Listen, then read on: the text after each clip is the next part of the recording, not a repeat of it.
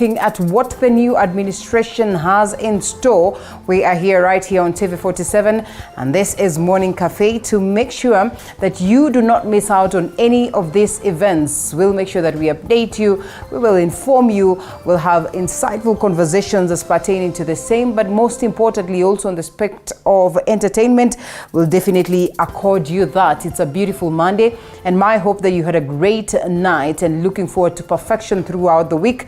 Indeed, we do not lose hope in as much as it's a tough economic moment for the people of Kenya.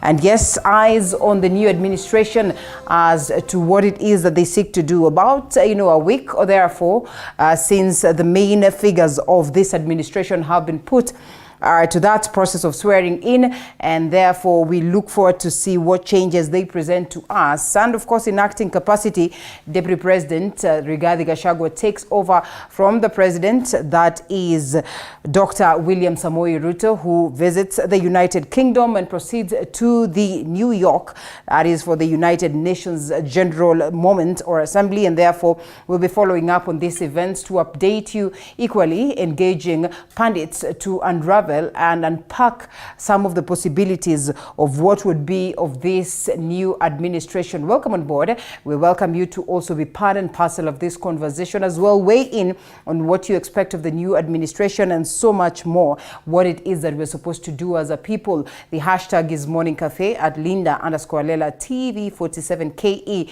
That is how you get to interact with us, TV47KE, across all our social media platforms, and therefore we'll be looking at some of these comments that you'll have dropped us to as well try and decipher on the same. On this very morning, I ask you to be part and parcel of the conversation indeed, as from now all the way to 9:30 a.m. and also later on we'll be discussing alopecia, one of the biggest problems that a majority of people are facing, and therefore we get to understand just what way forward for them that are suffering from alopecia, and I mean what are some of the problems that could have triggered this, and whether there is medication or treatment is one thing that we get to understand. But above everything, that aspect of having a support group of people who understand what it is that you're going through and some of the remedies that would keep you going as you try to manage this condition. So make sure as well that you'll be joining us for that very, very important conversation. As always, we look at the papers, the Daily Nation and the Standard newspapers are the papers that we have this morning, and equally the People Daily. And then we'll be crossing over to look at what then my team has prepared in terms of news, as we also get to invite the gentlemen that will be joining us for these crucial conversations. And therefore, we start off by looking at the paper, yes, the Daily Nation, as well as the Standard newspaper, and then we'll be getting to proceed. As I have told you, lost allure of the UK monarchy as Queen Elizabeth II is laid to rest. The shine is fading from the crown. A story captured on page 2 and page 3 of the Daily Nation. And as I have told you, following up on these events so that you are updated right here on TV47. And 2 Kenyan nurses caught in a 12 billion US scam, and one has pleaded guilty and will know her fate in January. That's a story captured on page 12 as well, on the question of graft and just how this could be escalated to a different terrain, and just how different that they would get to handle the same. Also, the biggest story as to what it is that the Deputy President has to say in terms of this point where he is in charge as the President is out of the country, but most importantly also articulating on some of the things that they seek to do in this administration. They say for President Ruto, a delicate dance around the chair at King's table in his first overseas trip since he became president a week ago. Then Ruto is scheduled to dine with the United Kingdom's king, that is Charles III, and before heading to the United States also for the General Assembly of the United Nations. Chairs for top two. Well, a tricky balancing act awaits Ruto once he comes back home, and this regarding the location of the deputy president's and chief minister's offices.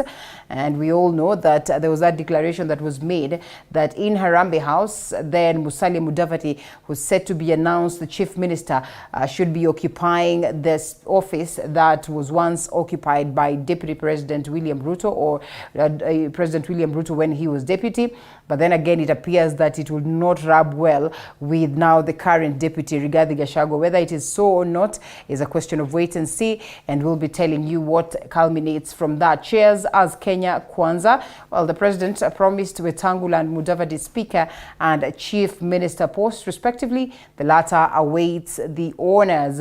And of course, we also cometh the man of the moment, Rigathi Gachagua, the political greenhorn, who only got to Parliament 5 years ago to serve a single term, who boasts no political pedigree or dogmatic aristocracy, and who beat a star-studded cast to become William Ruto's running mate, is now acting president after the head of state left yesterday for London and New York. This is captured on page 4 and 5. Just how different are matters? He says nothing different. They are in constant communication with his boss, and therefore he's going to steer the country forward as they await the coming back of the president, and most importantly with a raft of matters that they have on the tray to address. By-elections loom as Ruto lines up cabinet, and therefore Ndindi Nyoro, the member of parliament of Kiharu, could be appointed minister, as well as Moses Wetangula, former Bungoma senator, is now the National Assembly speaker, and therefore automatically this takes his people to a by-election. Eden Duale, a member of parliament for Garissa Township, is eyeing cabinet as well.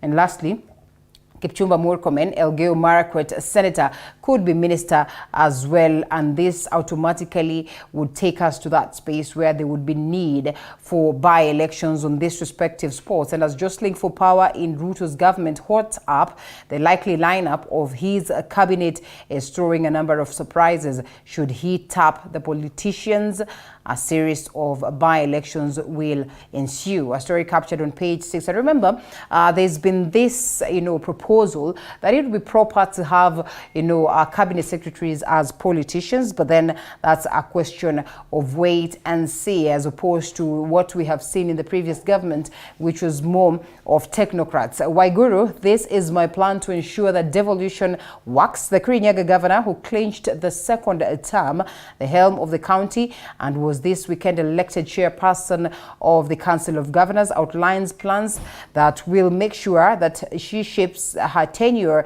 and cites the disbursement of funds and the anchoring of the council's secretariat in law as priority areas. A story captured on page 10. Those are the key ones that are very, very important, and we'll be looking at as we continue. Members of Parliament urged to end Kenyans suffering in the Middle East. Also, as we got that response from the other side, and petitioners want the Arab countries to observe international labor laws. Away from each union wants public health facilities to get more cash. That is the universal health coverage. That is the UHC, which is anchored on the National Hospital and Insurance Fund, might not work as 80% of the fund's cash goes to the private sector's union official have said. And this union, we're talking about the Kenya Medical Practitioners, Pharmacists and Dentists Union, KMPDU. So we'll be getting more updates on that as well to keep you up to tabs, but also on the Standard newspaper. Lots have been captured as well. Putin under pressure as war drags on. A story captured on page 30 that is also on the international scene. And KQ to resume daily flights to New York. It will be interesting to watch. A story captured on page 25. And also the question of sustainability is one that we'll look to see whether then this works for them. Arsenal back at the top after easy win. A story captured on page 40. And we all saw this making rounds the social media. The Arsenal fans appreciating and celebrating this moment, and congratulations to them. Economy is worse than we thought, Gachagua says. This a story captured on page 10, equally on the front page of the Standard newspaper. Deputy President says the new government stopped the fuel subsidy because then, in his words, we can't continue borrowing to fund consumption. He also revealed that the government owes its suppliers more than about 500 billion shillings. He attributed this to public officers deliberately stopping processing and pending bills for fear that they could be prosecuted for making the payments. A story captured on page 10. We'll be looking at that, and also importantly, Azimio poll packed critical in Raila supremacy battle, and it's a party or coalition. Speaker Moses Wetangula is faced with a Solomonic moment on who then holds majority in parliament. At the heart of the contention is whether Azimio is a coalition or not, as Kenya Kwanza maintains it has the numbers in the National Assembly and Senate. A story captured on page 4. Interesting to see who's then going to take the majority and the minority slots in Parliament. The creation of Raila Odinga's Azimio la Umoja One Kenya Coalition Party, well, is one of the story that then brings in this confusion and, of course, could stand in the way of his claim for majority position in the National Assembly. President William Ruto's Kenya Kwanza Alliance and Azimio have locked horns over who takes the majority and minority positions in the 13th Parliament. Speaker Moses Wetangula is expected to make that ruling on this very matter. We're talking about 173, the number of members of Parliament that are under the Azimio coalition compared to Kenya Kwanza's 164. Indeed, it will be interesting to watch just how this then unravels. Those are the key stories this morning, and therefore the same stories that we'll be trying to look into as we decipher on what way forward for the country. Allow us to briefly look at some of the stories as well that have been prepared by my team. We start off with this one.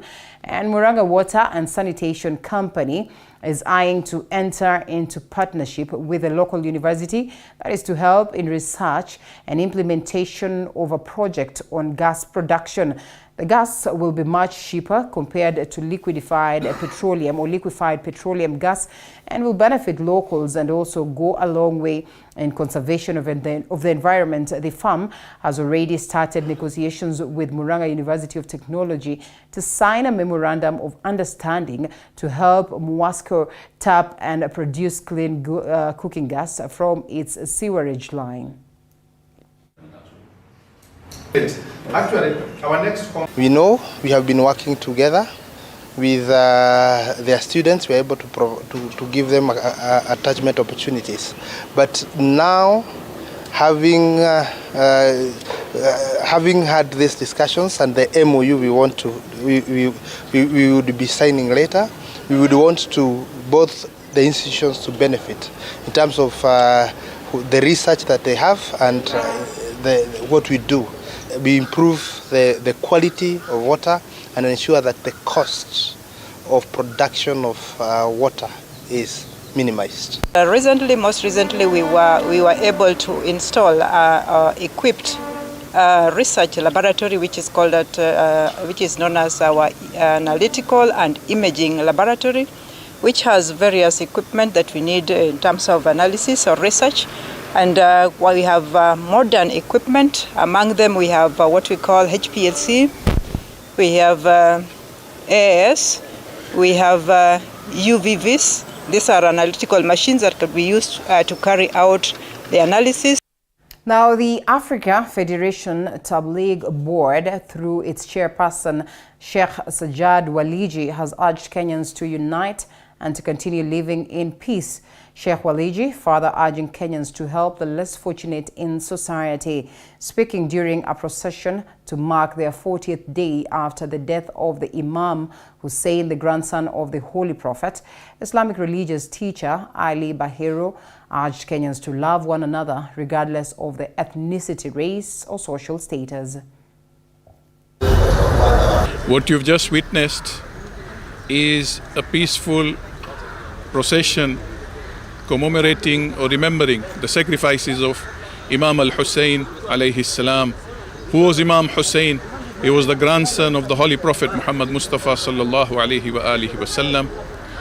After 50 years of the demise of the Holy Prophet, there was a huge moral decline in the society, and Imam al-Hussein had to stand up to give his life to save the human values, human dignity, and to save and bring about human justice in the society.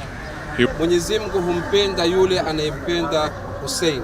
Kwa hivyo sisi tukafuata maagizo ya mtume wetu Muhammad sallallahu alaihi wasallam kama alivyotuagiza tumpende Hussein. Kwa hivyo kwa kumpenda kwetu sisi tumeona ni kuhuzunika kwa yale ambayo yaliyompitia, yale ya madhila, yale ya dhulma ambayo alifikishiwa na kufanyiwa katika uwanda wa Karbala.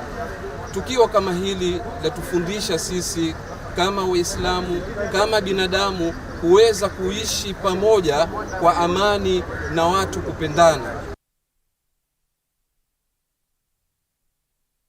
Now, the First Choice Recruitment and Consultancy Agency has dismissed media reports of defrauding jobless and helpless youth millions of shillings after promising them jobs abroad. Speaking after flagging off over 100 youth from Eldoret to a 10-day training in Nairobi, that is before they head to Qatar to work as security officers, the agency's managing director, Judy Chepchichir, said the delay was caused by the visa process and that all who applied will be traveling once the process is done.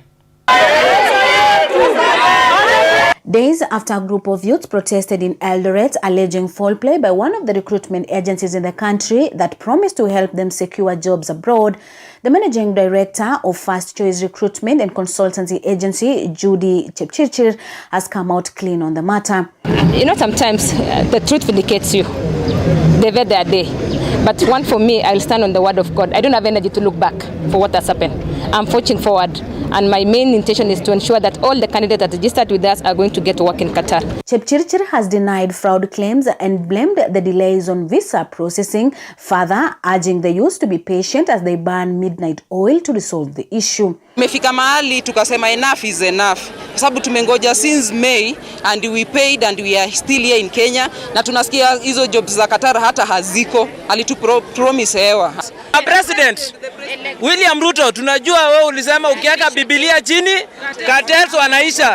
Anza na huyu tafadhali. So nikikuwa na ile matumaini niende ngambo, at least hiyo 5 months peke yake nikakuja ni change maisha yangu. Earlier on communicated that everyone that registered with our company are going to have an opportunity to work in Qatar for World Cup 2022. We want to dispel all the news that have been going rounds in the social media, in the mainstream media, that we are not taking the youth yet they have registered with us. We want to assure the public that we are going to deploy so many youths. We have a very good track record as a company. Speaking after flagging off over 100 youths in Eldoret, Chepchirchir said the agency recruited the youths to go to work in Qatar during FIFA World Cup tournament and will participate in a 10-day training in Nairobi before leaving the country. Tuna flag 103 when you wanaenda kazi ya security, so they are going for training. Then after training they wata proceed kwenda kufanya kazi kule Qatar. So we are really happy today because at least the public can see that we are doing the right thing, because we have been tarnished that we are not taking people out. Next week we'll be having a lot of around 250 also who are going to work for security. So by the end of this week, we presume that we'll have more than 600 candidates who are going to work for security guards in Qatar.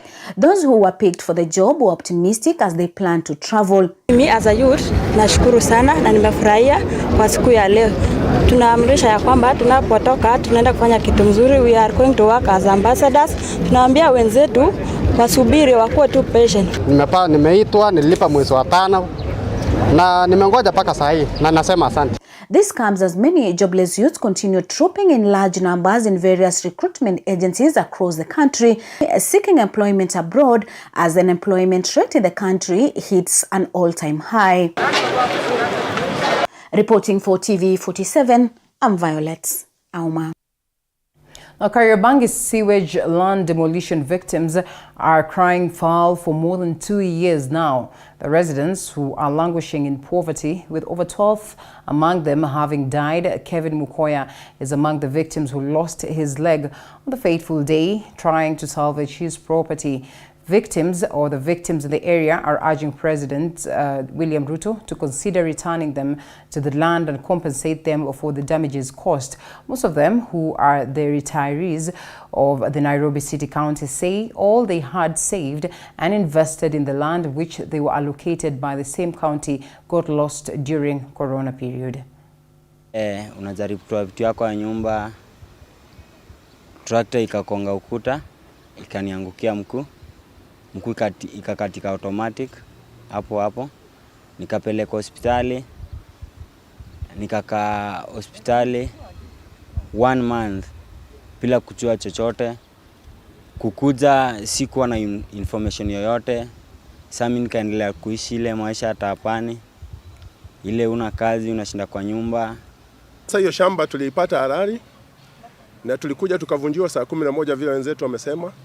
Ile kitu tunaomba kwa serikali hii iliyoingia hii tulichagua juzi, itusaidie, itupate kama ni shamba ingine, kwa sababu hata sisi upande yetu tunao uoga kurudi kwa hiyo shamba. Serikali ile ingine tena ikija ingie tena tubomolewe, hiyo tuna uoga kidogo. So tukipata shamba ingine na tulipo ile mali yetu ile iliyoharibika, sisi tutashukuru. Kampeni ya rais wetu na governor huyu tumechagua walitumia sana jina letu ya kusema kwamba Kariobangi tulibomolewa. Na wakasema kuna kitu inaitwa bottom up. Sisi tunataka kuinuliwa kutoka chini pale tuko, kwa sababu sisi hatuna makao sasa. Tuone kama tunaweza wekwa mahali ingine. 20 years. And the Maasai community living around Kidong Ranch at the border of Narok East and Naivasha sub-counties are threatened to forcefully repossess a land they allege was grabbed under the former Uhuru administration. The residents who held peaceful demonstrations in the area and removed part of the fence at the approximately 75,000-acre piece of land asked President William Ruto to intervene on the matter, having promised during the campaigns.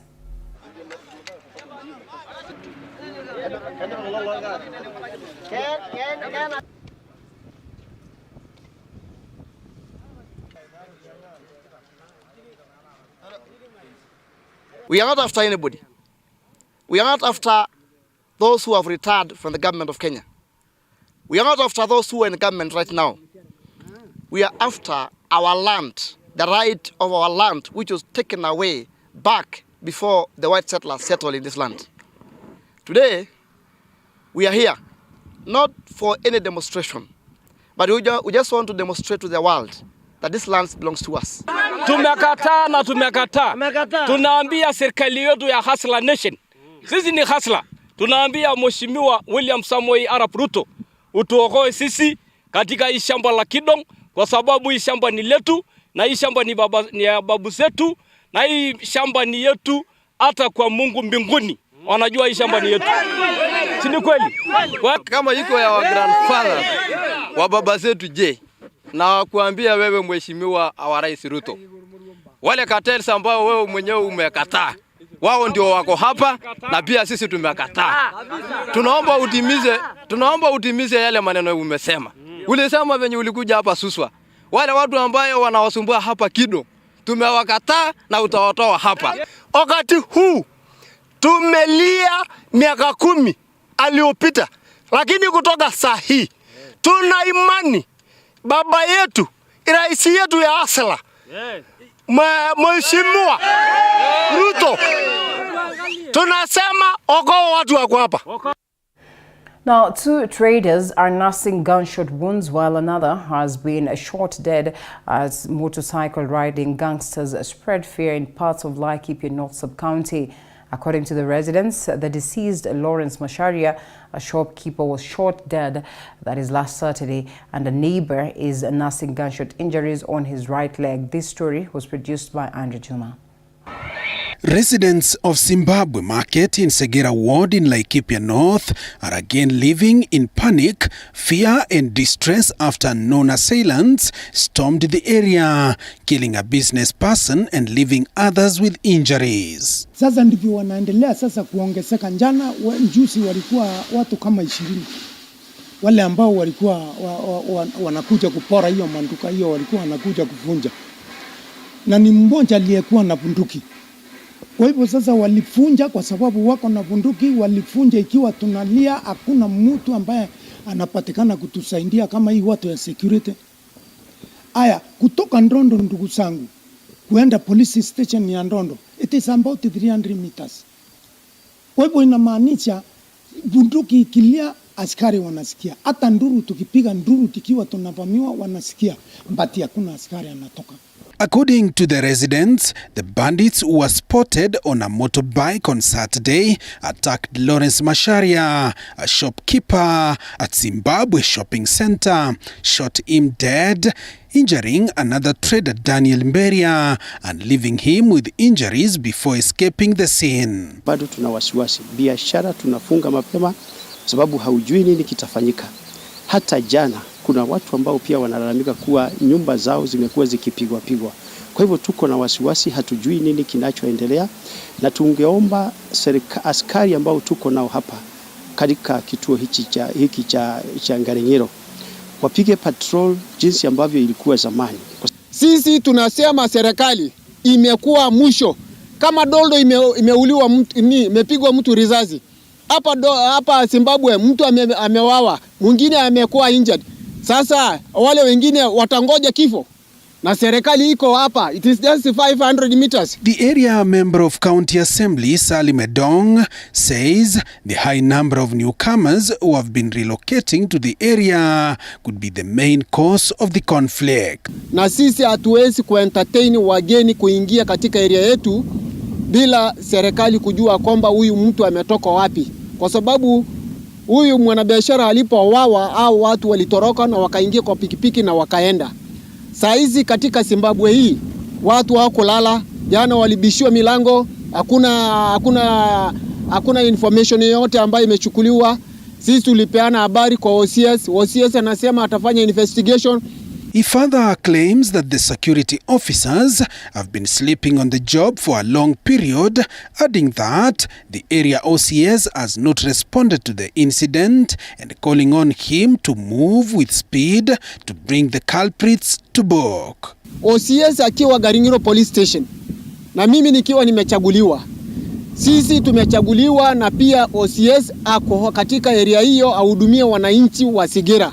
Na wahudumie wananchi wa Sigira bila kupendelea mahali. Unaweza kuona nyumba inafunjwa kutoka saa 3:30 ama saa 4 usiku na wanakuja kuandika ripoti kitu saa 4 saa 5. That is very terrible. The normal business in the area is now at a standstill as some traders have closed their businesses. In fact ni kuonyesha sisi kabisa tuko katika mikono ya yule muovu.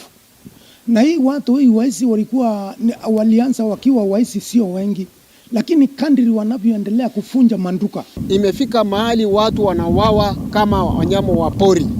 Hata wanyama wa pori hawakaa hivyo. Joash Onsare, TV 47.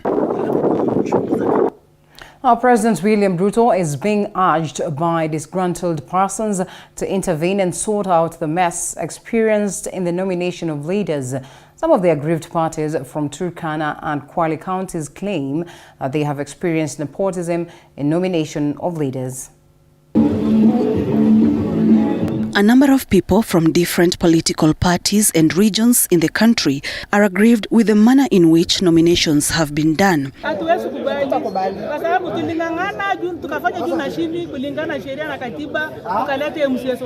In Turkana County, residents are claiming that nepotism was used in the selection of nominated leaders. They say they toiled hard for different political parties and in the end they feel betrayed. His Excellency Ruto alikuja hapa Lodwa, alituambia na aliambia hata viongozi, sitaki kusikia complaint ya kwamba nomination imeenda kwa girlfriends.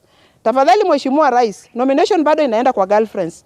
Bado imekuwa ni biashara, inaenda kwa mandugu. Sisi wenye ambaye ni wanyonge wenye hatuna mandugu kwa IBC, wenye hatuna viongozi huku mbele wenye watatusaidia kwa chama, na ana atatusaidia. Mama Turkana West, hakuna hata mmoja tumepatiwa. Na istoshe, ile mambo ya kunyanyaswa ilipita wakati ile. Sisi tumekemea mambo ya nomination tulikuwa na county. Hata kwa UDA, hujatoa wale watu ya UDA kwa haki. Hata kwa ODM. Kama mimi ODM, sisi MCS wangu wa ODM ni 3. Inafaa tupate nomination 2. Mmoja peke yake, mama moja ndio tumepata, ingine ya mustuni. But wale ambaye wale watu ya chama hawajapata. Kwa nini Chebukati? Nauliza wewe, shida yetu na wewe ODM tulikuwa na county ama Jubilee ni nini tunang'ana na wewe Chebukati? Speaking from Lodwa, the residents are calling upon President Ruto to intervene, saying the process of nomination of leaders was unlawful. The current president of the Republic of Kenya, utuangalie hayo maneno, kwa sababu wewe ni kiongozi ambaye saisi tumejua utatutetea sisi wale tuko marginalized. Hatuwezi kubali, na hata hiyo siku ya swearing in hatuwezi kubali aingie kwa bunge. Tunatuletea mtu kutoka Murang'a mpaka hapa. Hiyo kitu tukiwa Turkana tumekataa hilo jambo. Rais Ruto mali huko, hata gari yangu liweka wilbaro ikapitisha kura yako. Saidia sisi nomination hii, vijana wachukue hiyo kiti na wapate hiyo haki yao itendeke. In Kwale County, people with disabilities say they have been discriminated as none of them has been nominated in the county government. Kweli tulitokea kwa IBC ile gazeti, tukaiona majina yetu, tukangojea kwamba katika ule mpangilio wa kutolewa wale wajumbe tutakuwa tunajumuishwa Kwale. Ikiwa ni UDA inatoa hiyo kiongozi, kama ni ODM inatoa kiongozi, kama ni Jubilee inatoa kiongozi. Lakini kulingana viti vivyo hizo pati zote, hakuna hata mmoja wetu amefanya nini, amechaguliwa.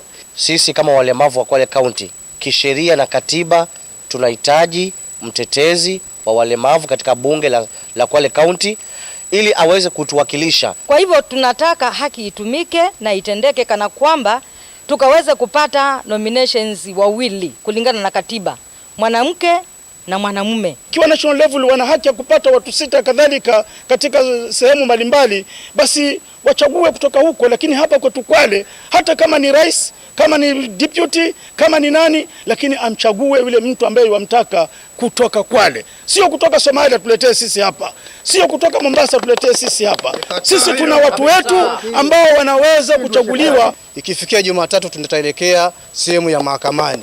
Lakini ikitimia Jumatano ama siku yote ambayo bunge la Kwale litaapishwa, sisi tutajitoa kimasomaso tuweze kufanya maandamano makubwa ambayo hajaitokea katika kaunti ya Kwale. Nominated MCAs are expected to be sworn in this week. Sharon Baranga, TV47.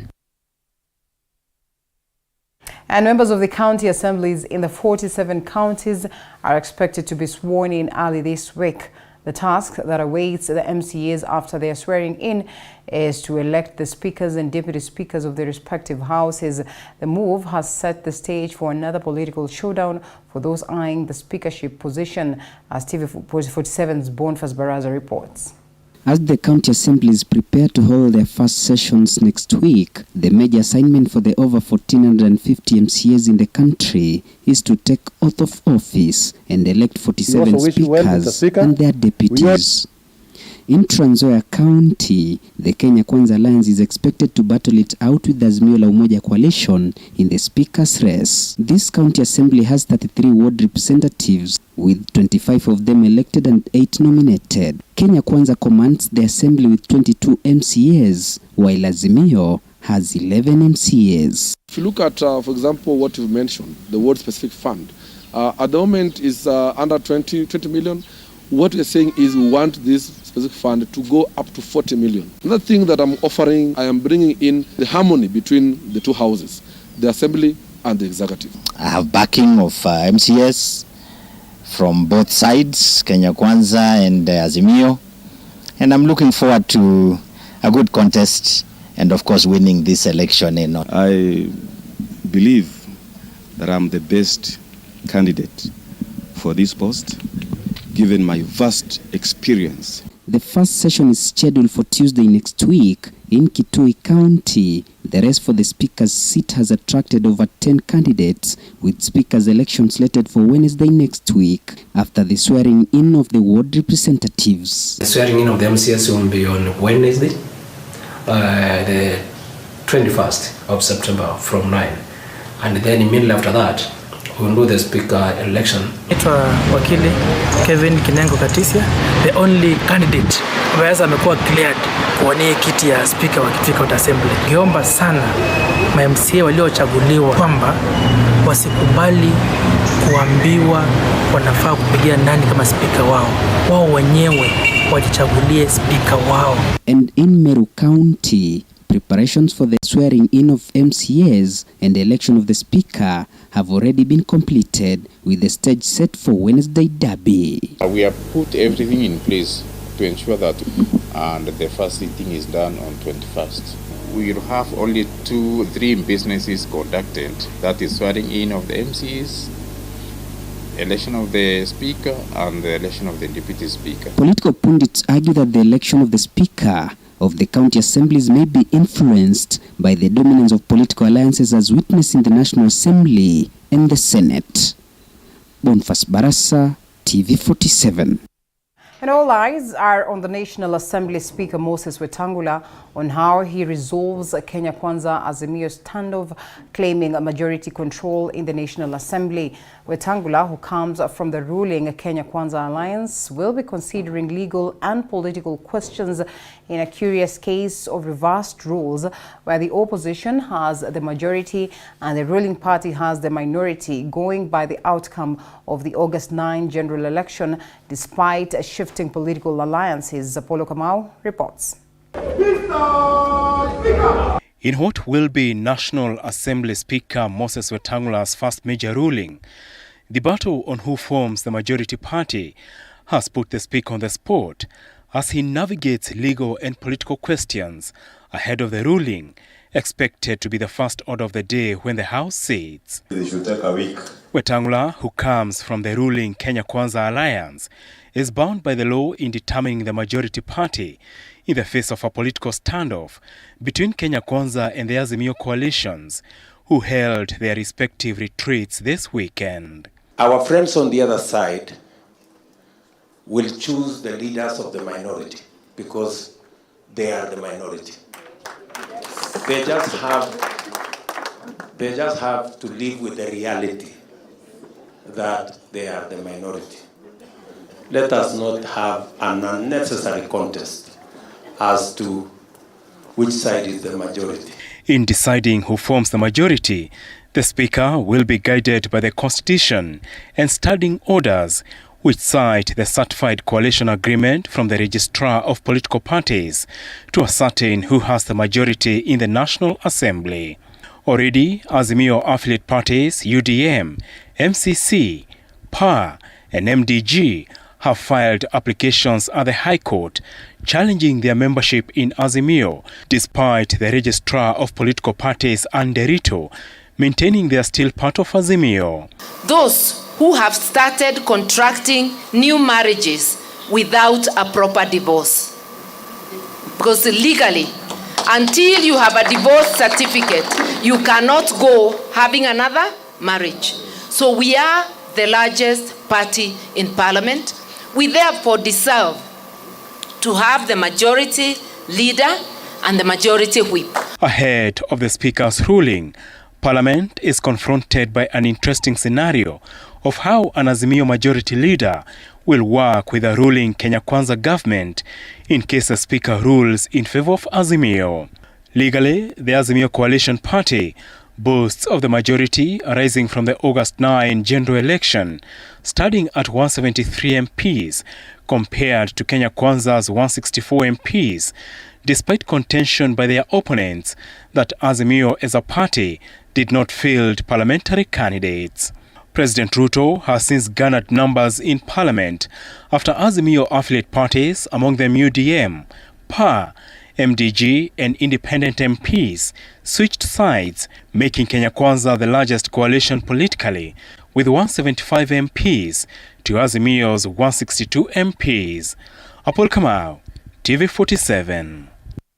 Now, President William Ruto, alongside his wife, First Lady Rachel Ruto, left the country Sunday in his first international trip following inauguration on Tuesday and September, that is the 13th, 2022, as the head of state. Now, the president will first stop in London, United Kingdom, for the burial of Queen Elizabeth II before proceeding to the United States of America, as Moige William reports.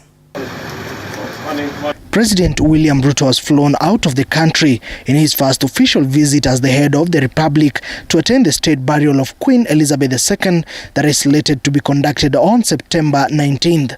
This comes barely a week after his inauguration as the 5th President of the Republic.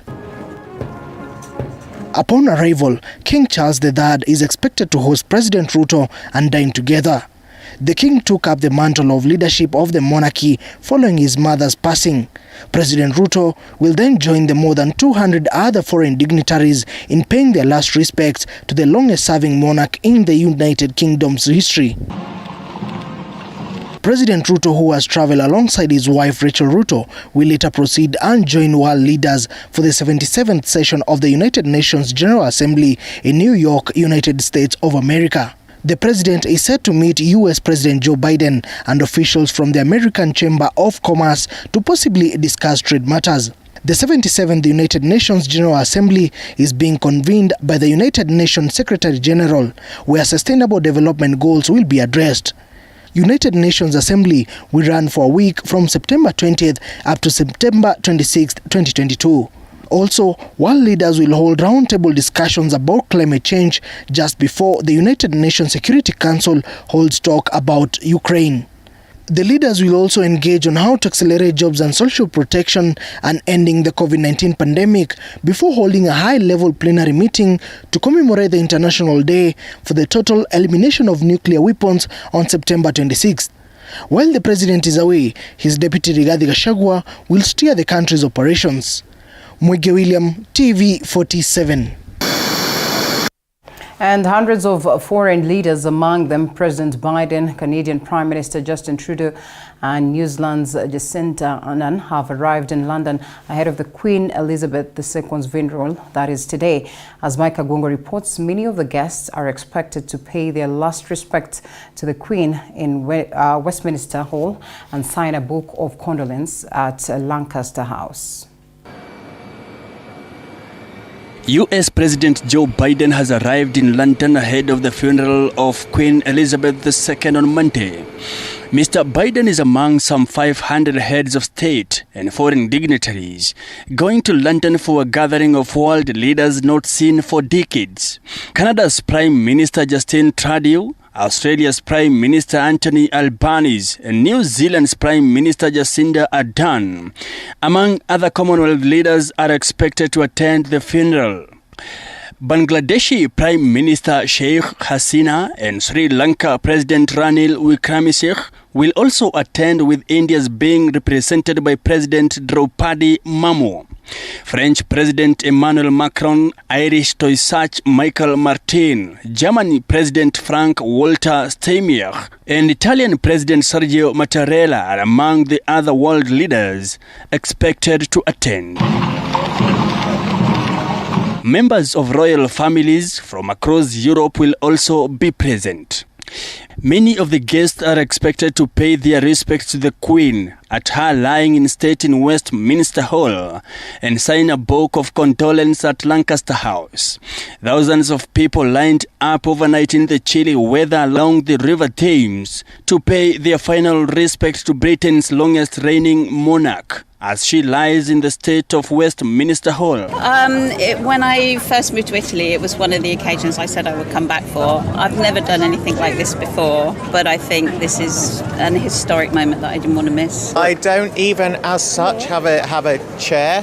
I have a walking aid which has a seat on it, so it's literally a tripod stool. I come here yesterday at 8 o'clock and I come on my own, hoping that I'll meet some people, which I have. Met some lovely people. Disability is not only limited to physical disorder, but also mental issue. From depression. I was under depression for like 2 years. Bipolar. Bipolar disorder is a mood disorder. And even suicidal thoughts. When I was just about to hang myself, a certain voice just talked to me, and I believe that was God. I tried suicide more than 6 times. Beyond the Limit has gone beyond its limit to find answers so as to help everyone go through life with ease. Join Muthoni Maina every Saturday at 7:30 p.m.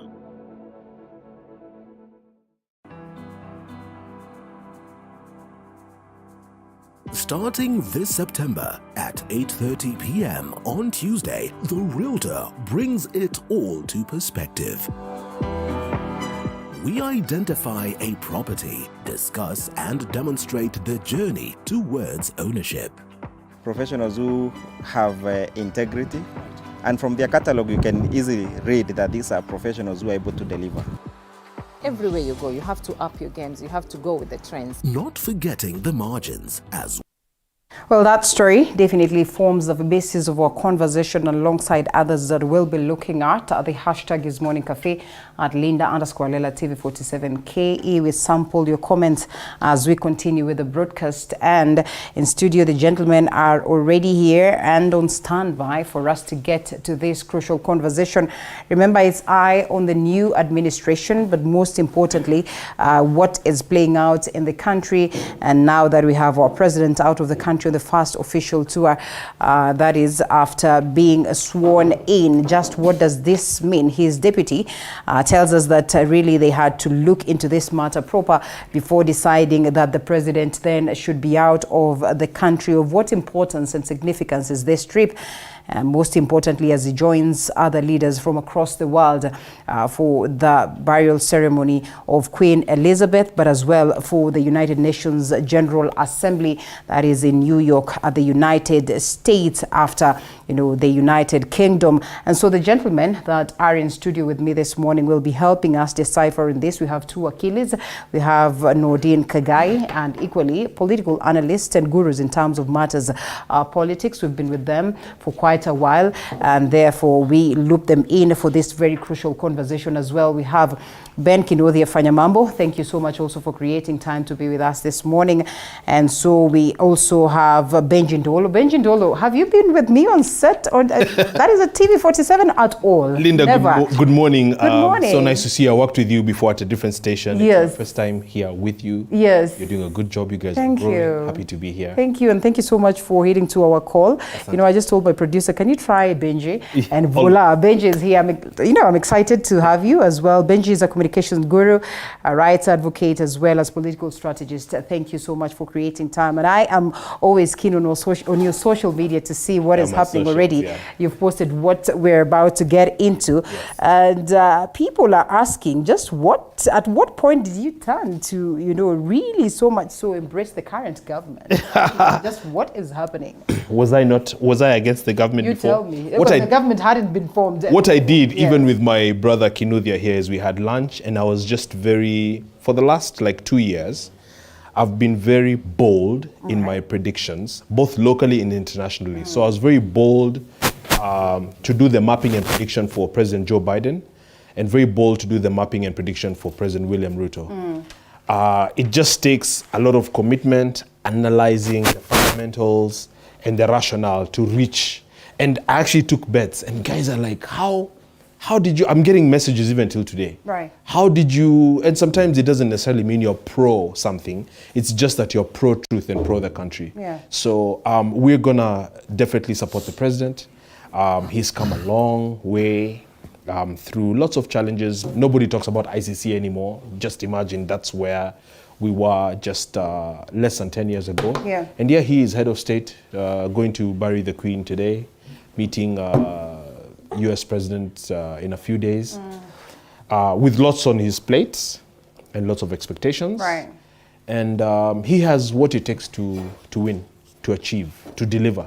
All right. So it's our job to keep him in check. All right. And they have left it open, Norden, for the country. And they've really articulated this, including what was alluded to by, the Deputy President in his address, or while speaking to some of the local stations yesterday. Yeah. And he reminds us that they have laid the ground open for Kenyans to literally, look into what it is that they're doing as a government and, put them to check. Accountability. They have also really insisted on the need for us to have a formidable opposition, something that we've not enjoyed for quite a while right now, including the 10 years of the Jubilee reign. What would you make of this, that the Kenyans are really open to put them to task? First and foremost, it shouldn't be a favor, you realize, because at the end of the day,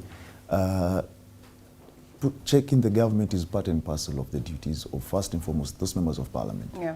You realize that they are your representatives, and there's this notion that this is my president, we campaign together, we're in the same coalition, I'm in government, you are in the opposition, oversight is on you. You forget as a member of parliament whether you're in Kenya Kwanza or Azimio, oversight role is on you as well, because a member of parliament has oversight, legislation, and representation. So at the end of the day, checks and balances are important, because as you rightfully said, the last 5 years, we haven't had that, because we had, as they call it, in the Kenya Kwanza, they call it a mongrel of a government, where some were in government as per the law, but technically in political circles they were out of government.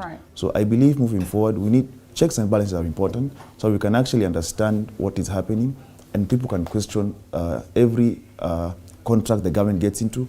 People can actually question every act the government does, because there are so many concerns straight from the other government. But the good thing is that this new government has remnants of the other government. So the questions we have shouldn't be hard to be answered, because they were part and parcel of the government, so they should have answers to questions that we would raise moving forward as a country. All right, and Ben Kinuthia, like Nordin says, it shouldn't appear as though it's a favor for us as Kenyans, to be allowed and to be accorded the space to question the government, to put it to check.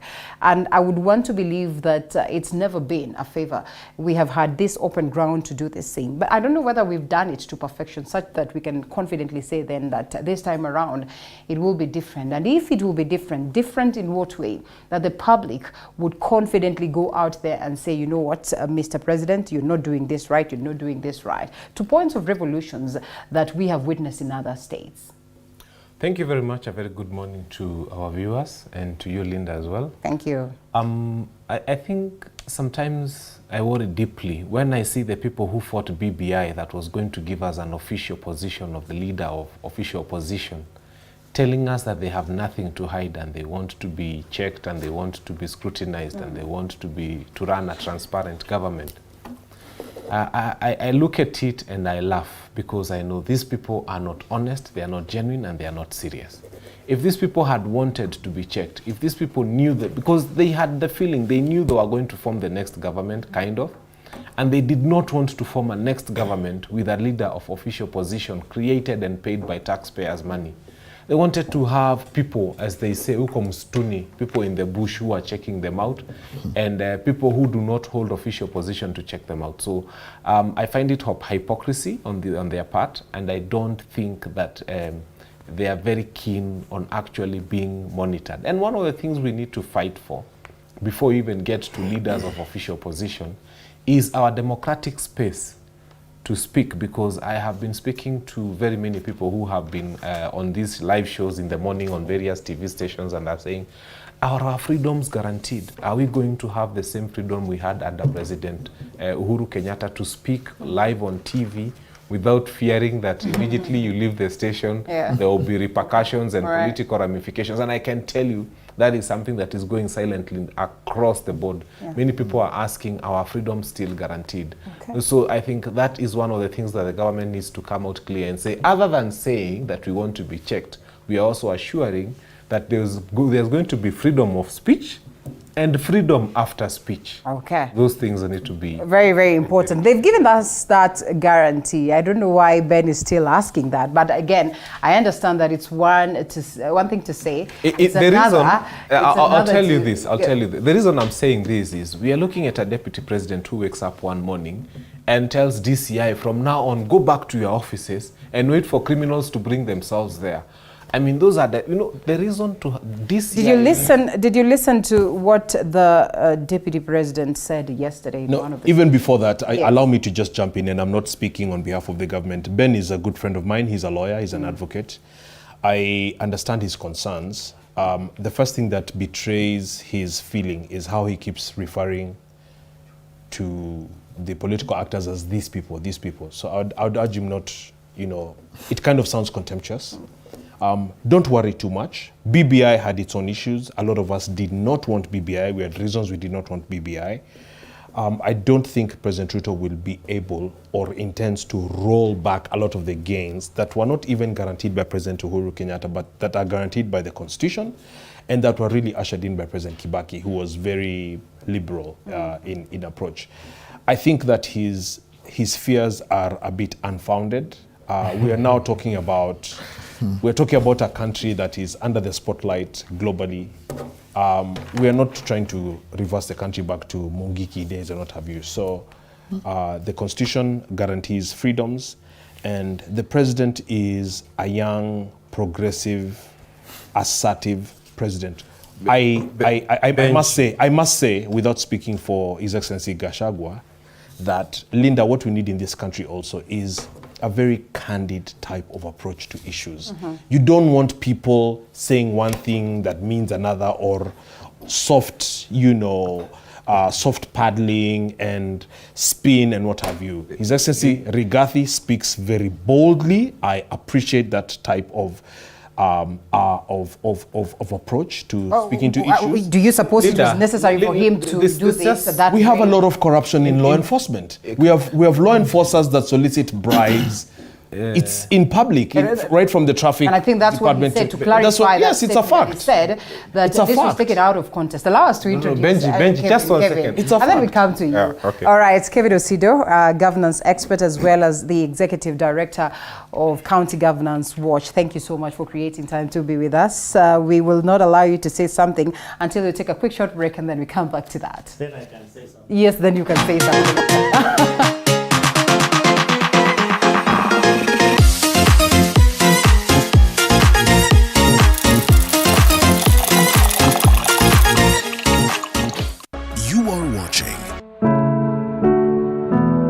Disability is not only limited to physical disorder, but also mental issue.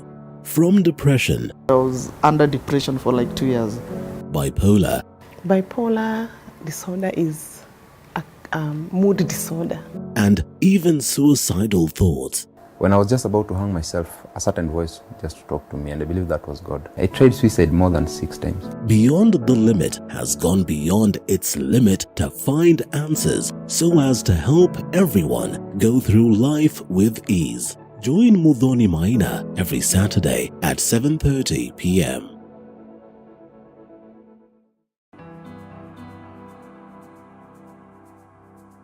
Starting this September at 8:30 p.m. on Tuesday, The Realtor brings it all to perspective. We identify a property, discuss and demonstrate the journey towards ownership. Professionals who have integrity, and from their catalog you can easily read that these are professionals who are able to deliver. Everywhere you go, you have to up your games. You have to go with the trends. Not forgetting the margins as well as the risks that come along. The runaway prices of the land. We are saying that it's something that we can never go without mentioning. Any developer will not go without mentioning price of land. Don't miss out.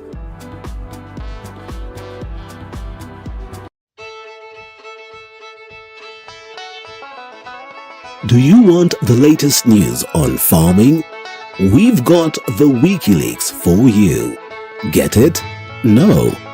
Well, okay. Every week, we give you insights on different farms, from crop farming to animal keeping. They're very hardy insects, yeah? The larvae is a very hardy insect. We look forward to having an optimum production in maybe about 5 years. Yes. Oh. Yeah. So we plant every week and we harvest every week. Join Violet Njoki every Sunday at 6:30 p.m. as we skooma the wiki. It's not all the time you have to read your farm. Sometimes it's of benefits.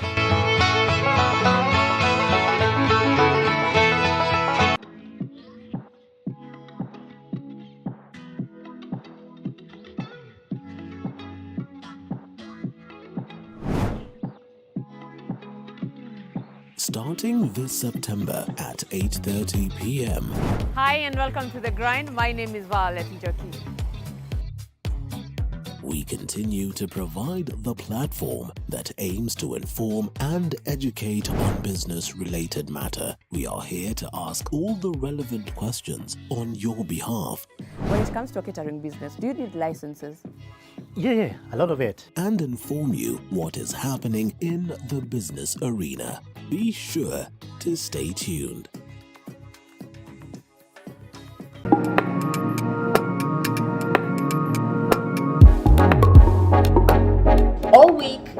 forward to the weekend. And we are here to help you make the most of it.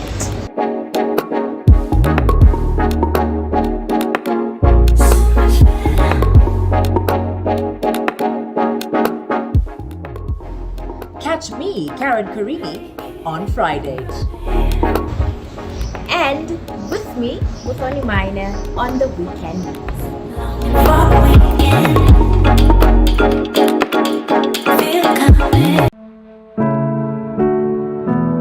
Disability is not only limited to physical disorder, but also mental issue. From depression, I was under depression for like 2 years. bipolar, Bipolar disorder is a mood disorder. and even suicidal thoughts. When I was just about to hang myself, a certain voice just talked to me, and I believe that was God. I tried suicide more than 6 times. Beyond the Limit has gone beyond its limit to find answers so as to help everyone go through life with ease. Join Muthoni Maina every Saturday at 7:30 p.m.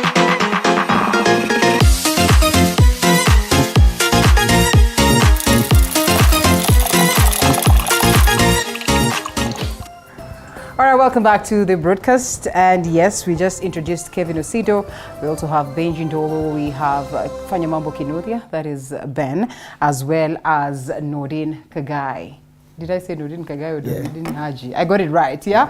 All right, gentlemen. So let's allow at least, Fanyamambo, I know you want to respond, but let's allow Kevin say something as pertaining to the same and valid worries, I mean, Fanyamambo would have, and many other Kenyans are asking, just because, I mean, every time there's that change of reign, you really want to understand what kind of president are you bringing on board?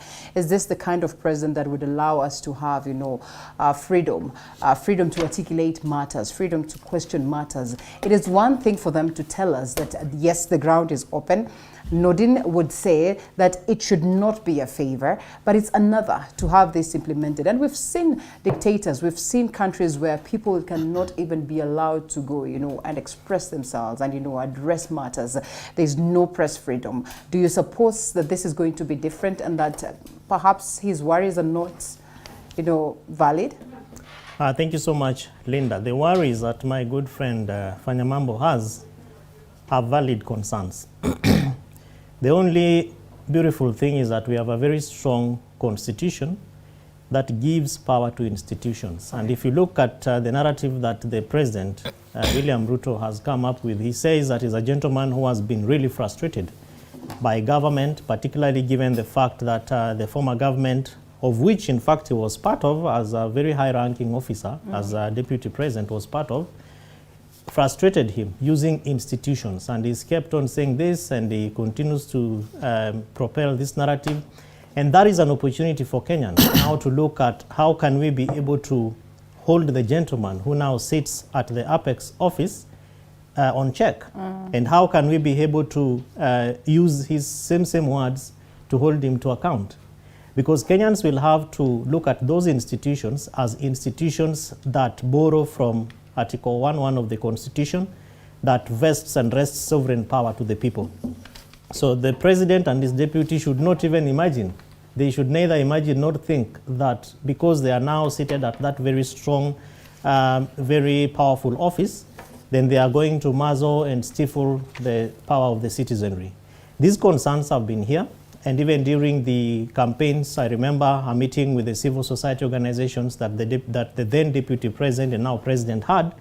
He was asked, what would be your government like when you're dealing with civil society? And he said that civil society is indeed an important stakeholder in any government agency and in any government programs.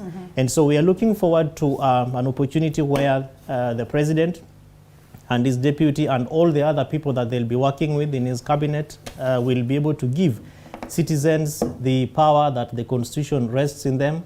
They'll be able to give that empowerment and the assurance that Kenyan citizens need, that the government is a government of everybody, because remember that almost 15.6 million people did not vote for President William Ruto and his deputy. We had 8 million that more or less never showed up to vote. And then we have 6.1 million people, 6.9 million who voted for Azimio la Umoja One Kenya Alliance. So the pride of the 7.1 million should be as magnanimous in my view to be able to embrace even those who did not vote for them. And that is not to say that because you are now president, the things that people were not sure of and about you will fade off. How you deal with those elements that are not sure about your governance and leadership is to perform.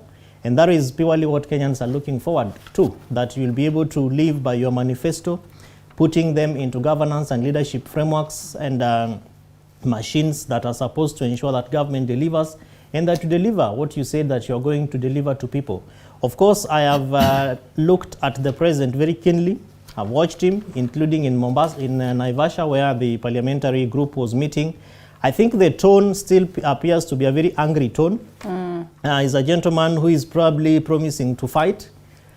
The president needs to be told that he is now the president. He is the one seated on the seat and that campaigns ended. The deputy president needs to know that campaigns ended and that now Kenyans are looking forward to you providing the path and providing a clear trajectory on the dream that Kenyans are looking forward to. Kenyans have been frustrated, Linda. Most people have been battered and busted by high cost of living. People are very confused about education systems in this country. And so the government has a lot in its tray. Right. They would rather spend time to deal with what Kenyans are expecting than allaying threats and fears. But looking at the kind of narrative that the president has, I don't think he's a gentleman who is coming out to frustrate people, because he keeps telling us that he's been very frustrated by government. So I don't think he should set a pace of frustrating Kenyans, even those who have dissenting opinion against him. We will expound that, but then let's allow Ben in the right to, of course, respond to what it is that Benji says. No, I've listened to Benji very keenly, and I'm not sure he would speak in the same tone and with the same amount of enthusiasm if President William Ruto was done with appointing the various people who are being appointed left, right, and center. I think the fact that there are still seats being appointed makes some gentlemen on this panel very moderate in what they say and how they be. And I wouldn't be surprised. Benji, are you looking forward to? I wouldn't be surprised if some of these people here find themselves in the Kenya Kwanza administration. I wouldn't be surprised. But for me, as Fanyamambo Kinuthia, I've always made it very clear, I am not looking to work with the UDA government. I am not interested. I am not vouching for any seat. I am not asking for any What if they seat. approach you? I am not approachable. Do I look approachable? I don't think anybody would want me. Is it because you have an idea that after all they would not try or attempt to? You see, we are not cut from the same cloth. I think they are linen, I'm cotton. So if you try to merge those two together into an item of clothing, it would be a very awkward. Would it not be too early to criticize this government? At least allow them am time. Not criticizing the government. I am just saying that when you plant mangoes, they don't give you oranges at the end of the day. If you planted mangoes, you will get and mangoes. And that is not criticism? No, it's not criticism. We are just saying this is what it is. You know, sometimes, Linda, if you say the sun rises in the east and sets in the west, that's a statement of fact. It's not it's never going to rise in the north and set in the south. No, it starts in the east, it sets in the west. Kenyans have the Kenya Kwanza administration now in government. That is the reality of the day. And we have to deal with the fact that this is what we have. And that's why I was saying, for example, the simple example of telling DCI, don't go to people's offices, don't intimidate them, is like telling the police, don't go on patrol. But stay at the police station, really happened in the previous, stay at the police station, yes. And the thieves will bring themselves to the police stations when they steal. The reason why we have police on patrol every other day is because they have to keep checking what's going on. And they have to come. Na akisikia kuna mahali kuna wezi polisi wanakuja. The minute you tell the OCS, kaeni huko kwa station, wezi watajileta huko. It begins to tell you But is it necessary for them to go to extremes that the deputy president articulated on? Yes, it is necessary. I'll tell you, you see, people think that there is corruption in this country. And when you say there's corruption in this country, you're making it look like there's an intelligent way of stealing money. This is not corruption. This is looting on an industrial scale. Looting on an industrial scale such that if DCI comes, they don't even need to do rocket science to find that somebody who is a governor has got 2.5 billion in their account and they cannot explain. That is looting. It is a primitive accumulation of resources. And that's why I'm saying DCI cannot sit at Kiambu Road, for example, and wait for those people to bring themselves. They have to get into those spaces. And get involved in the procurement processes. Exactly. Get involved. That's what happens in the whole world. Hold it. Linda. Benji, allow us to loop in Nordin, and I know you have some other submissions, but then again, also to pick you from what it is that, Benji submits, that it is important for us to be radical with the truth. It is important for us to come out and speak the truth. Pastor of the caliber of the Deputy President, well, he has promised us that he will be speaking truth, and perhaps that is why he did not sit well with the previous, government. But then again, the space that he sets and what it is that, again, Kevin Osido raises, that honestly, this is a Deputy President. And for instance, take a look at what happened during the swearing-in ceremony. I mean, there are instances you would be pushed to say some of these things, but wrong platforms? Or, I mean, at what point then does he get to understand that, well, there needs to be a balance, even as he articulates this truth that he speaks of? I heard the president say the other day that he was telling members at the PG, he was telling them that they have to be taught how to use a fork, how to use a knife, how to dress, how to talk. So I think he knows that he needs to also, go towards that direction, because at the end of the day, you see, he's a deputy president. He's hurt. You can clearly tell he's hurt, and he's pained by certain things that he says were done to him. But you see, life has gone. Life has moved on, and he has to realize that now they have a country to lead, because he's now a heartbeat to the president.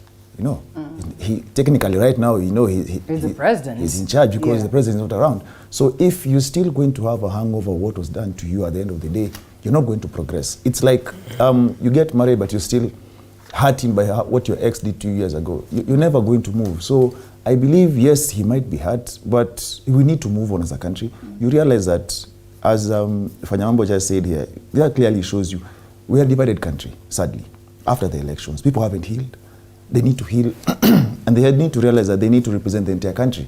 So if you're still bashing whoever did to you something, and they're not in office right now, he's somewhere else and he's moving on with his life. So it's more or less like he's living rent-free in your mind. So you need to let go, let God, since we can clearly see there are people from the salvation, as we see, they need to let God and move, because at the end of the day, the country is awaiting for them to lead the country forward. You see, the sad reality is that even though you voted for them or not, nobody wants them to fail unless you have a problem. Because when they fail, the country fails. That issue of "I told you so" should not arise. Whether we supported them or not, they need to succeed so that the country succeeds. We have so many issues as a country. People want to move on with their lives. The economy is ailing. People need to have money in their pocket. People have to plan on how life moves on. But before I forget, there's something you said about a dictator or dictatorship. You see, the sad reality is that our constitution does not allow or envisage that. Because when you talk about a dictator, what comes to mind is a ruler, absolute power, autocracy. When you look at our constitution, it talks about sovereignty of the power. You see, it's a people. That means whatever these leaders exercise is delegated. So we can never have an issue. We can never have a scenario where we have a dictator, no matter what they try to call a benevolent. There is nothing like that in our constitution, because at the end of the day, I have heard those close to the president right now who quote Lee Kuan Yew. If that is what they would want to exercise, and the constitution is there to check them. And we thank the drafters of this constitution, because this constitution protects itself. We were with you, and I told you, the BBI has good things, it has bad things. But the manner in which it has moved, it will end at the end of the day. So what we need to realize that the regime that had just ended was, it was the first government under the new constitution. So they had the hangover of the old constitution. But I believe those who are in office right now, they need to look at what happened in the past 10 years and use examples. Nordin, you might need to understand that out of what we have seen in different nations, there are people who've gone against the constitution. They have not upholded the rule of law, and therefore you have a confidence that we are capable of making sure that this then constitution is put to use in this very arrangement, and therefore we should not have any form of worries pertaining to that. I mean, the previous government has gone, and we've heard you on set constantly as well, questioning the president and alluding to the fact that on several cases he's been in contempt of what it is that has been declared by the courts, and therefore can we have the confidence that we will uphold the constitution to the letter? You know, the thing is, if they try to fight the constitution, it will fight back. Because the way it is drafted, it protects itself. So unless we come up with a position where we make so many amendments to it and dilute it. But as it is, when you fight it, it fights back. So to that extent, I am confident that irrespective of whatever they might want to do, the constitution in itself, if it is unconstitutional, it will never hold water, or it will never see the light of day. So I believe that is it 5 or 6 days in office? We wait to see their cabinet, for example, because now we have to see them. Actually, I heard the minister say, the DP saying yesterday that this is not even their government. The people who are still there are part of the old government. Why is it taking long for them? Let me take that from you and throw it to Benji. Why has it taken so long for them to give us a cabinet? If we remember the Kibaki times, you know, you're sworn in today and the next day we have a cabinet already, and you know the processes of getting these people to action are on. Why has it taken a while? And I mean, these people perhaps knew that they would be in government. Linda. We've expected that the president, you know, looked into this as early as even before getting there in preparation. Linda, that's an excellent question, and let me just take that because I have some notes here. I wanted to come and do some very structured analysis this morning. You know, just casual. Today I wanted us to take our work very seriously because cabinet is number 2 item here. But as I jump on that, allow me to correct my brother Kinuthia just on 2 small aspects. Number 1, you know, we have a culture in this country. I want to dispel the notion that if you speak to something, or if you're seen to be supportive, etc., that you are necessarily looking for a job. I've known you for some years, Linda. I'm around this suit that I wear. There are many, many things that I do. Right. You know, there's so many things to do and to try in this republic. So it is not per se, it's not that I've been looking for a job or working with the government or working for government. It is really, I've worked with Osido for many years in the civil society. You're a farmer? Yes, I'm also a farmer, by the way. And it is just important that we take the time. It's not that I can't work for Honorable Raila. In fact, I have worked for Raila before. It's not that I can't work for Uhuru's government. It's not, I think there's a way that people are trying to fight any support given to His Excellency Ruto by, you know, throwing, you know, and I think it's like talking points from Azimio, by throwing, you know, these flares and distraction. And, you know, if you say something and they say, oh, you know, next they'll say he has been paid. You know how in the Moi days they used to say, my detractors have been paid. I think that the demonization of William Ruto should stop. We should give him a chance. Why? For the simple fact that the same William Ruto, Bwana Kinuthia, that you're demonizing, worked under Raila Odinga. The same William Ruto worked under Uhuru Kenyatta. Why is it all of a sudden he's become such a bad man now? You know, why all the angst against him? Give him a chance. He's our president now. And provide advice, provide prayers and what have you. And we will really be able to move forward. On cabinet, I tweeted yesterday that there was an expectation that the president names cabinet before leaving the country. Indeed, this is true. I have gotten so many calls from different, you know, spheres in the country. People are really, really, really eager to have cabinet for 2 reasons. Number 1, just look at the composition of it. First of all, His Excellency the President had promised 50% women in the cabinet. Okay.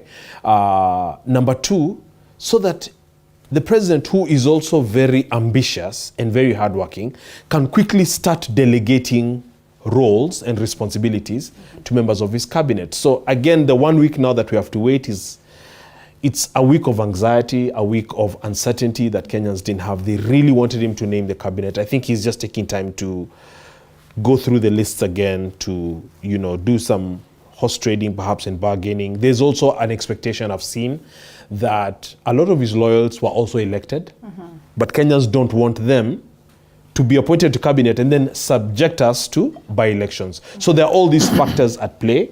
But suffice to say, the good thing is that a few of the cabinet secretaries, the ones who are very neutral in the war against DP Ruto then, are in office, are continuing to work. I know in the lands ministry, things are continuing perfectly smoothly. There's nothing that has changed whatsoever. I know in interior, Fred Matiang'i has disappeared, as you'd expect him to.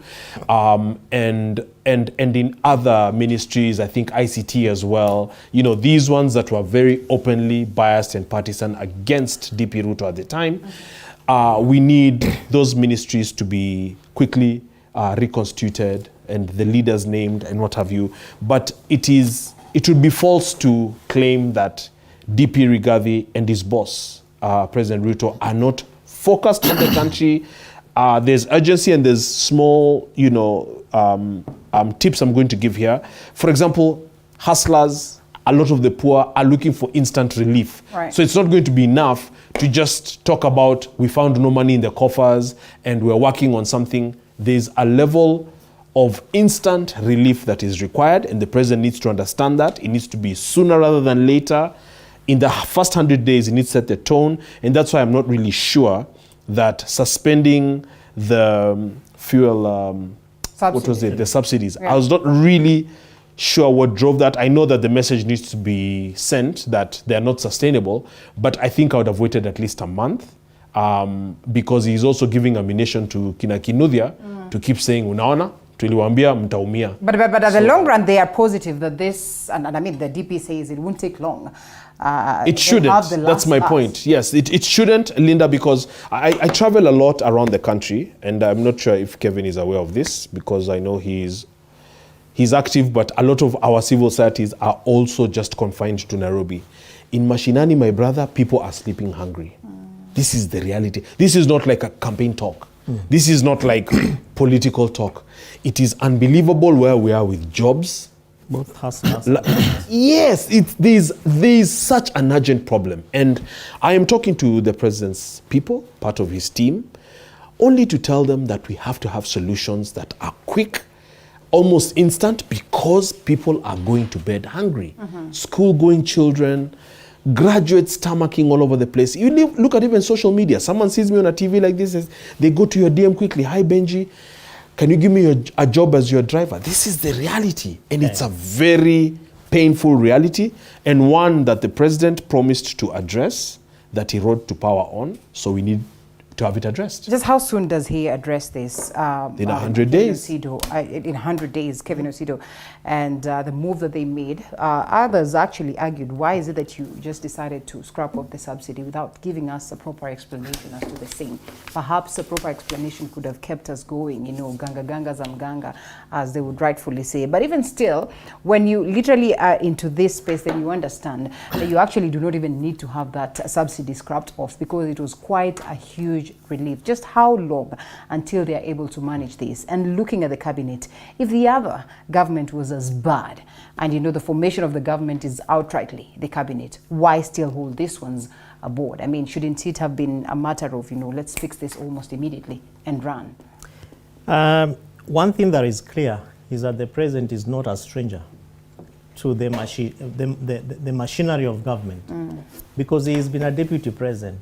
Of course, as an outsider to government, because he himself wanted to be an outsider. But fact of the matter is that he's a gentleman who is quite informed about the issues around government and its formation. As the senators retreat to Naivasha today for a whole week, and the members of National Assembly to Safari Park the whole week for the induction session, the deputy president knows that that is not the priority. The priority, I mean, the president knows that that's not the priority. The priority of the Kenyan people right now is that you rode on a campaign to be able to deal with the issues that you said that the government that you are part of and have now inherited did not deal with. And so it's really disturbing for the kind of time that we see still being taken in this kind of conversation, because the DP, or rather the president, should have more or less just done a fix and a match and fix scenario. Take a bolt here and fix it inside this hole. Because really he knows he's been receiving intelligence, he's been receiving information, he's been receiving a lot of, he's knowledgeable. about most of these concerns that Kenyans are going through. But of course, from the kind of tone, Linda, that I already spoke about, and like the one that we saw at Kasarani, and that we continue to see, even those who would probably help this government to be able to fix these issues are also feeling scared because you might present a proposal and you get trashed away. You told you are part of that government, mbona hukuifanya siku hizo, you know. And so they also have to take some bit of time, not to read the waters, but to try and look at what really works in the kind of context that we are in. And the reality is what Benji has said, that Kenyans are suffering. Whether you voted for the dynasties or for the hustlers, the reality is the same. In fact, this issue of oil, of fuel in Nairobi is just the figure that we see. But you go about 40 kilometers out of Nairobi, the cost is at 230 in some towns. And people have to, you know, bear with that kind of brunt of pain. The president and his people are aware about this, because I'm sure that they have a very well elaborate communication mechanism that digs down deep even into the families. During the campaigns, we saw that machinery working. That machinery must be put in place to be continued to be useful in terms of churning out information. That information from the citizens should in fact make the president cry, because he told us that he's inherited a country that has nothing. So Kenyans are looking forward to this thing that you want to put in place. Of course, I don't think I want to dwell on the issues of fuel, because he told us there were cartels, that the subsidies that government was putting around were only being taken by a few people. I have seen some non-oil industry manufacturers also speaking about this issue and you know, sharing thumbs up and congratulations to the president. But of course, the concern is how sustainable is it against global economies, against regional economies? How much is oil in Tanzania? How much is fuel in Uganda? How much is it in DRC Congo? How does Kenya's cost of fuel, you know, compare with other countries? And what is the degree of energy and fuel? What is really, when we talk about productivity, because even the people that we are talking about that cannot be able to put food on their tables, some of them need the oil, because they work to industries to try and get money. Those industries need energy. How are we going to balance all these concerns? So I don't think that the president's team really took time to think through this issue. It's a big concern, because every part of the economy of the Republic of Kenya is run on oil and gas, including electricity. Yes, so Ben. Mr. Director, just that they take time to think through how they are going to give Kenyans sustainable solutions. Of course, he's going to UNGA, United Nations General Assembly, where climate change is going to be a big concern. How much of that information will he borrow and come back with to be able to help Kenyans to look beyond oil and gas, fuel, and therefore look at renewable and sustainable energy? All right, Mr. Director, we proceed. All right, we proceed. And Ben, as you also allude to the matter of the cabinet, you know, immediately after that declaration, and then of course through the court processes unsuccessfully, then we had this, you know, government or this administration given a clean bill of health. I remember Kevin Osido told me now he's looking forward to see how they're going to manage the fuel prices and how they're going to make sure that unga prices go down, as they were pointing fingers at the previous government, saying that it was a political, or it was a campaign tool. Here we are, long-term solution, short-term solution. How do you manage on your long-term solutions without hurting the people on short-term basis? One of the things that people need to realize, and I wish now, because this is our government, it's for all of us, even us who did not vote for it would listen to some of us. My thinking is that, one, we need to have a total paradigm shift from what we are used to. It costs about 7 million shillings today to have the Kawaida 33-seater bus on the road that is using diesel and everything else that goes with it. It costs about 3 million shillings to have a 45-seater electric bus on the road from China. The bulk of the world, by 2030, the bulk of Europe will have stopped producing the fuel cars, and they'll be doing electric cars. What people do not understand, that in as much as there's a problem with the cost of fuel, there is also a push by the West for people to start using electric cars. Na hizo gari mutasukumiwa by force na mutaendesha. It's a high time as Kenya we started asking ourselves, why are we putting a 7 million bus just to carry 33 people on the road and it's using diesel, when we can get a 3 million bus to carry 45 people from China and it is using, it is an electric bus? And once we have that question answered, then you realize that it will cost less because all you need to do is to charge the bus. It will cost less to run those buses on our roads, being electric Cost buses. less to run what buses? Electric? The electric buses. Is it? Yes, Is yes, it? yes, You by far. understand that there are You see- replacements of the lithium batteries and the difficulties that have also been there. The- Kinuthia, out of little research that I have done, it could be extremely expensive to run these ones that are electric, and they have been in existence for quite a while, yeah? And perhaps that's the reason why the world has not adapted to this. Right now, Yeah. as we speak, there's a company in the industrial area that is converting even tour vans from the kawaida engines To electric and the features have been on TV throughout. Yes, yes, yes. And those people are extremely happy.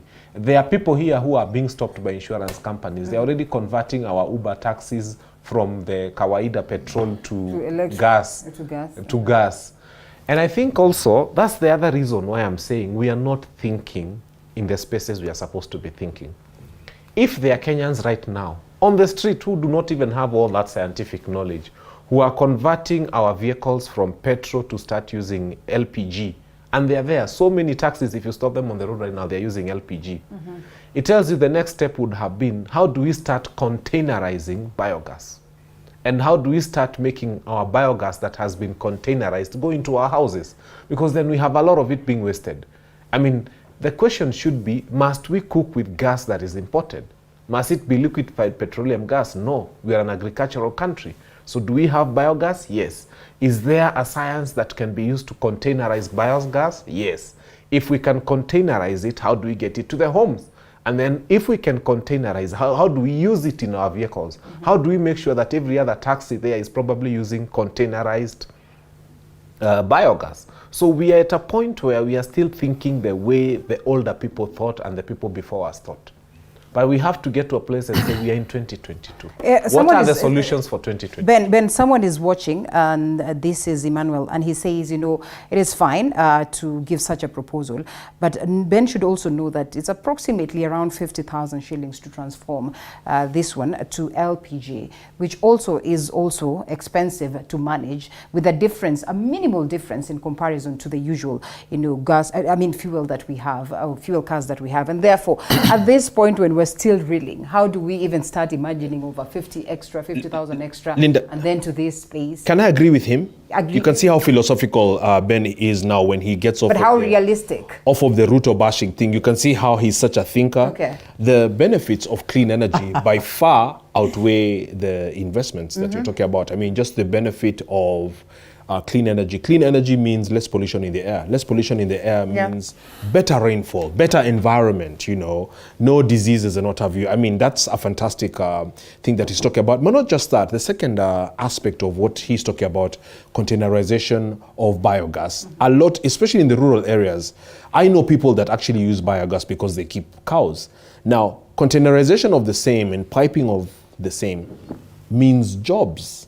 Because we have a jobs crisis in this country, but we don't have any policy wonks, policy experts that go into the how are we going to actually create these jobs. So what the government did some more than 10 years ago, is they set a job goal number. Right. You know, under President Kibaki when he was running for office, they said you can create 500,000 jobs. 1 million actually, a million a year. I think initially it was 500,000. Then they shied away from it. Leadership is not about shying away, Kevin. It's about taking risks. It's taking risk and also setting very, very tough goals. And therefore, why is it that you do not agree with this fuel subsidy? Because that was a tough one, a risk, and they have articulated that. Because they say in the long run will be helpful. The problem is it's a direct hit to the pocket, where the pocket is already empty. Okay. So, I mean, they themselves came up with Pesa Mfukoni. We need Pesa Mfukoni.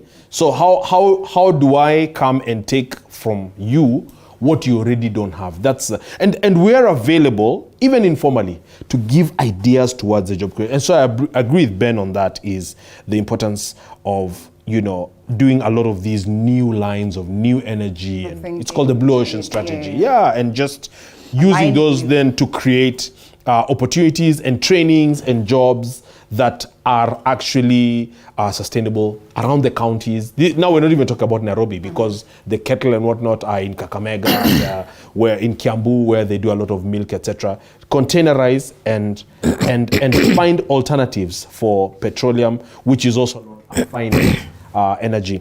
The other thing that I want to touch on with this is, it's interesting to me, very briefly. Come in, yes. It's interesting to me, the president seems to be, and it's very ironic and coincidental. To me, President Ruto seems to be, and this is a move that I support, stepping away slightly from China, because I've not seen any of his policies being pro-China. So that's something that I want to look at as well. I think that because remember, and I said this the other day online, you know, we actually need money, cold cash. The government needs money to invest into programs that then, you know, deliver on these ambitious goals and deliver the people. So Benji, we also need to talk to our friends in the West. Benji, how can he confidently and comfortably do this without appearing to dance to the hand of, again, the West? Because there's also been that deliberate attack on China, having appeared to have penetrated Africa to levels. And the corruption that comes with China, sorry to say. Yeah. And I see you in a red dress, but you know, having said all of that, having said all of that, in an orange tie, and you a yellow one. But China is not orange. Okay. This one is yellow. We have to ask ourselves, Linda. So, what is the tune that the West asks us to dance to? I know there are issues around IMF and their loaning. All right. World Bank. And World Bank. I know there are issues around that, but usually it is around the principles of democracy, of freedoms, as Kinuthia talked about, that you are not shrinking the democratic space, that you're not curtailing civil liberties, that you are running thriving, fledgling, open democracy.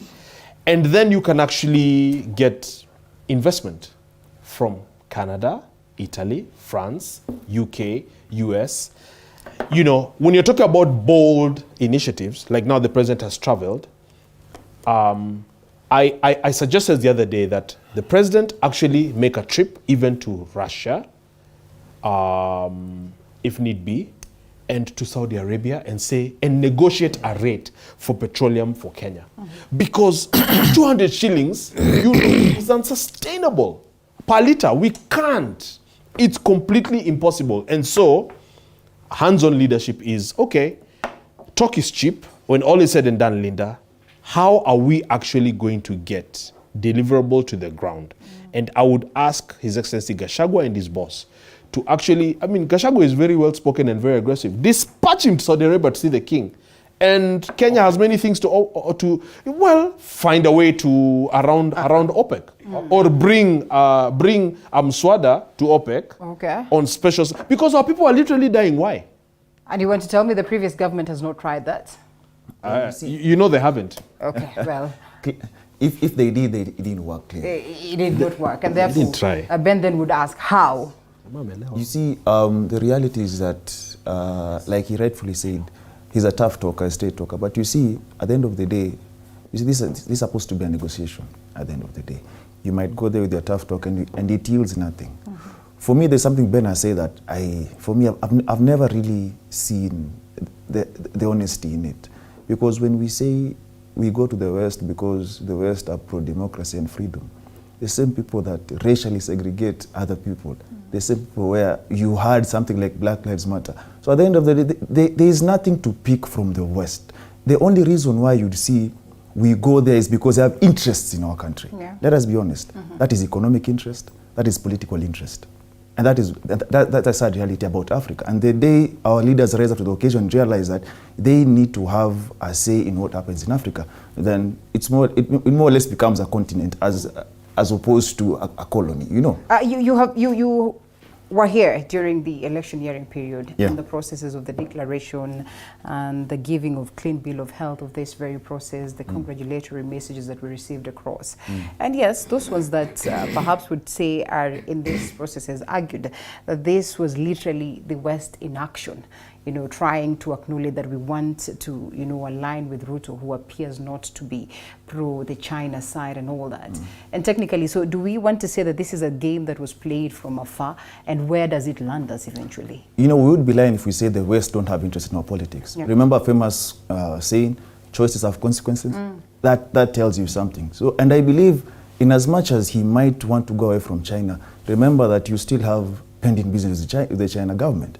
You still have money borrowed from the Chinese government. It won't be easy. There's a war between the West and China, and countries like countries like us and a continent like Africa find ourselves in between those chaos. And I just hope how we maneuver is not how we shouldn't handle it the way they handle the Sahrawi issue.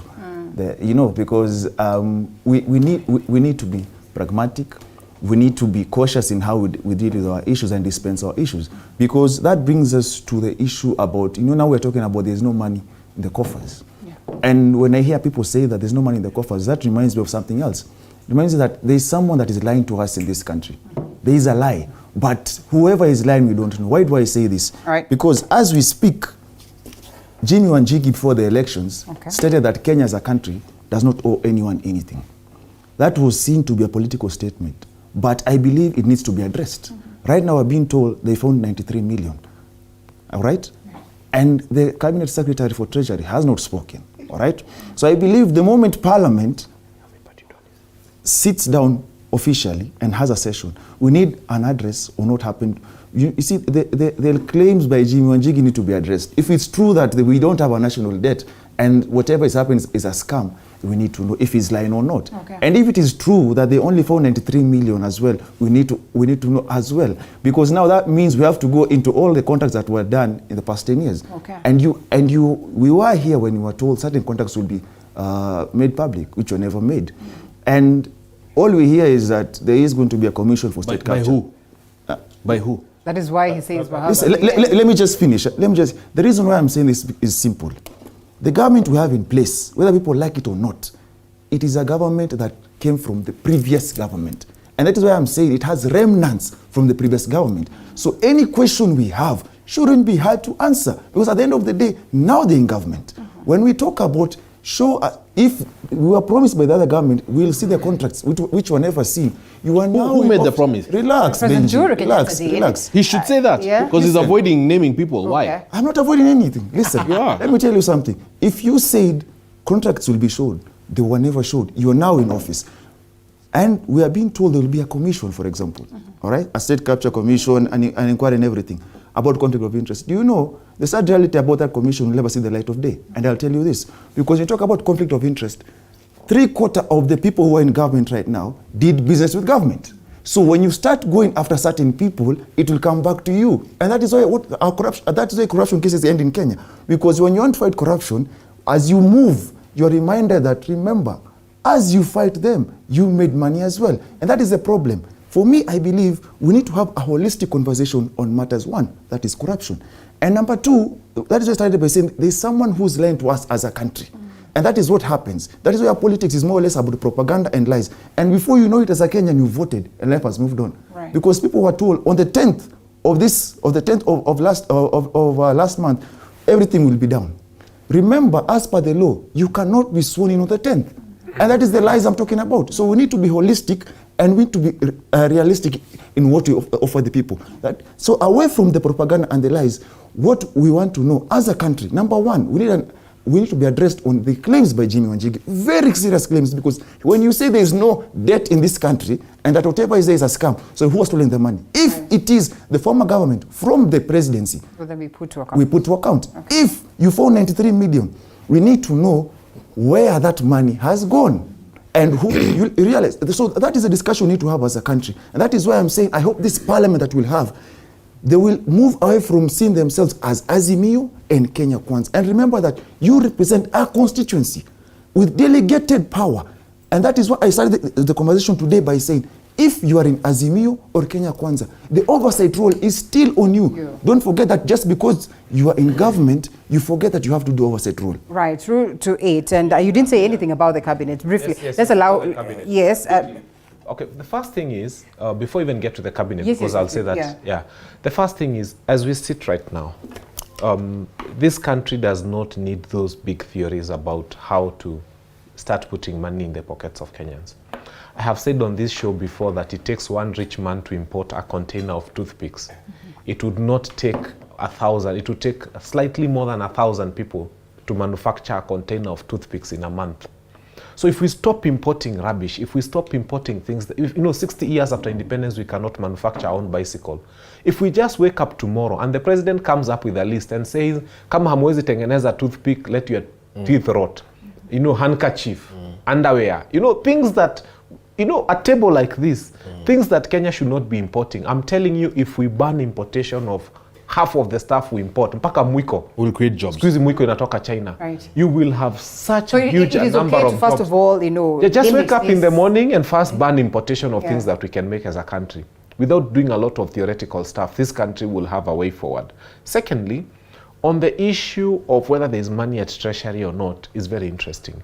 Because there is no money, there is 93 million, but we have 3 billion to give the judiciary and it is immediate. We have money to take MPs to teach them how to use a fork and knife and it is immediate.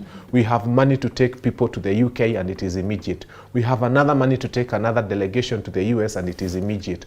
We have money to do all these interesting things, including fighting with SRC about how much more MPs need to start earning immediately, and there is no money in the coffers. Let us not have that conversation. We have money in this country. The day I will believe we do not have money in this country, if we only had 93 million, all the governors would only use one vehicle and it would be a very small car. All the presidents and their escorts would stall because there is no fuel. 93 million cannot run this country even for an hour. So let us be honest, there is money in the coffers, and if there isn't, watoke kwa hizo conferences wako sahi wanakula with fork and knife, warudi Nairobi, hakuna pesa. That's what happens when you do not have money. So we have money in this country, let them not take us for a ride. Finally, about cabinet. I think we are losing it a little bit. Because to start with, there are people who are being said that they were members of Kenya Kwanza, or they were in Azimio, they have moved to Kenya Kwanza. And there is an insult to the law right there. Because I have not seen any of them go back and ask their voters, you voted for me as an Azimio MP. And I went to Parliament and decided to join Kenya Kwanza. Did they consult their people? So as you speak about consultation, it's start there. That anybody who moved their coalitions without consulting their people should first go back and get the mandate of the people who voted for them so that they can switch coalitions. As they move to form cabinet, we are praying that we get a cabinet of people with brains. As he tries to reward loyalty and the people who have supported him, I think the principal and overriding factor should be people who have a good brain, people who mean well for this country, and people who are going to deliver. Otherwise, having a cabinet for the sake of having a cabinet and having the number that is 22 and rewarding the people who supported him in the campaign will not do good for this country. Right. We need to have people who, when they leave cabinet, even the United Nations wants them to work for them. We need to have a caliber of people, when they leave this country, the European Union, the African Union is fighting for them because those people are credible and they have substance in their heads. So over to you, President William Ruto, please give us a good cabinet. And by the way, avoid giving us by-elections. We're already saying there's no money. Now, if you want to know whether there's money in this country, if you see anybody who is a sitting member of Parliament or Senate elected into the cabinet, it tells you there's money in this country to even run another by-election. We have the faces of Ndindi Nyoro, Kipchumba Murkomen, Eden Duale, who are, possibly going to be part and parcel of the cabinet. But I agree with you. It would not be necessary to take Kenyans through this process of by-elections. But anyway, let's wait and see if these are the bright... And the reason, the more other than the money, is because a by-election has a way of opening up campaign wounds very early in the day. Because right now, there are people, for example, if you take a random constituency like Keharu, where now it would be another maybe fight between UDA and Jubilee again, it would bring a lot of memories of what has just happened the other day, and it would take the country back to, because you see campaigns have a way where people throw caution to the wind. Yeah. And they start saying yule mzee wa kitendawili and yule sijui alikuwa anaitwa mwizi. Those things start coming up again in a time when the nation is trying to heal and move forward. Right. So it will remind Kenyans that they were Azimio and they were Kenya Kwanza. And that's why we should, as much as possible, not unless a by-election that occurs because of death or the inevitable. Let us try as much as possible not to bring a by-election within the next 1 year, so that Kenyans are able to heal and to move forward from the effects of the election. Kevin Osido, devolution. Yes. Governors have been sworn in. Yes. They have been inducted. And Mheshimiwa Anne Waiguru is the chair of the Council of Governors. Right. I think the national government, led by Mheshimiwa William Ruto, is inheriting quite a difficult moment for county governments, because we are talking about almost $1.5 billion shillings on pending bills. How counties are going to deal with these concerns is not very clear, despite the guidelines that have been issued by the Controller of Budget on issues around IFMIS and monies that go to counties. That priority should have been given 3 years ago to county governments' pending bills. We have issues around, of course, ghost workers, like we have seen in Kisii County, where Mheshimiwa Arati is actually parading people in the stadium and asking them, go and get into the vehicle that you normally drive as a driver. Big concerns, including human resource elements and how county governments will be able to deal with those issues. They are not just talks for us to analyze and present opinions over, but they are indeed realities. County governments are grappling with issues around on-source revenue, which is basically meant to help them deal with the over-reliance on national treasury in terms of monies that the equitable share that county governments get from the national government. And so big conversations that need to take place at the county level around on-source revenue, digitization of sources of revenue at that particular level, which present the question around the tax regime. So we have monies that citizens, farmers, businessmen, mama mbogas down there pay to the county government. They get taxed, they go to KRA. But if you look at the tax regime against the equitable share, and indeed the wider conversation on cost of living, people are concerned around how counties will be able to give them stimulus packages that can therefore be able to, cushion the degree of cost of living at that particular level. Remember that in the same manner that we talk about cost of living at the national government level for the president, so it is indeed at the county level, where governors also made promises to lower cost of living, to provide stimulus packages for their constituents. And that is really a concern, and people are looking forward to seeing how that is going to be done against the wider service delivery questions, which therefore present the other issue about the kind of cabinets. Remember, at the President Ruto government level, we're also talking about the cabinet. So the same will also happen at the county level. So we want to look at the kind of cabinet, the CECs, the county executive committee members, the mawaziri wa county that are going to be put in place. And at that level, so we have laws that guide how these individuals are supposed to be recruited, vetted, and ultimately appointed. So very big concerns also that border on white elephant projects that were begun by former governors or by former governments and are now either going to be inherited or are going to be thrown out. Remember that monies will have been spent on these projects. And so the wider question is, what do you do with those kind of projects? We have, for example, in Nairobi, where you have Mama Lucy, that has a facility of over 180 beds that has been lying fallow for the last 2 years. And you have a governor who probably is interested in, putting other more infrastructure or facilities. How do you marry the gap between what is already in existence that was being done by the former government, and now you are the governor, you're the government? How do you merge and marry all these issues? So in devolution for counties, and particularly for the Republic of Kenya, many questions that I believe that the kind of governments that are now in office will have to deal with. There is nothing new, Linda, so a lot of these are going to be in their in-trace. There are lots of reports, there are plenty of files that have been done by institutions and friends of Kenya, like the World Bank, the British High Commission, the US Embassy of USAID, and other partners, Embassy of Denmark, Sweden, Netherlands. Many research elements that have been done, and so the reports are there, the paperwork is there. What it basically needs is goodwill for the government or the governors to come and say, is this workable? Can we be able to deal with it? Yes. Lastly is, of course, the issues of regional economic blocks. We have around 11 of them in this country, and how, therefore, these regional economic blocks will be able to value add, so that if, for example, you have milk in Murang'a, how does that play with the fish in Missouri, where I come from? Can counties be able to, look at value addition elements and say we can do business, and therefore add value to even the farmers? Issues around infrastructure, so that farmers have proper roads that can be able to help them take their produce to the markets. Issues around global marketing, where counties can be able to crack deals, if I could use the word deals, with international markets, like in Kisii, where we have soapstone. Can the governor go and look for market for those young people there and the women groups who are carving soapstone and making very nice cups like this one of TV47? Can they be exported so that the people there get money? So very big conversations that I'm sure that will form a bulk of ongoing concerns insofar as county governments and devolution is concerned. At the national level, the list is ready for the cabinet. I think by Friday, Kenyans should expect. Speak as though you know. I know. He's an influencer. I know.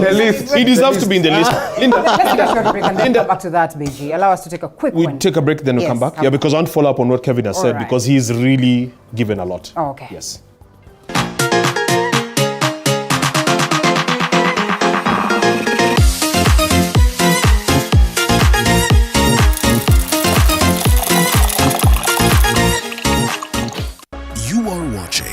TV47, the home of untold stories. J.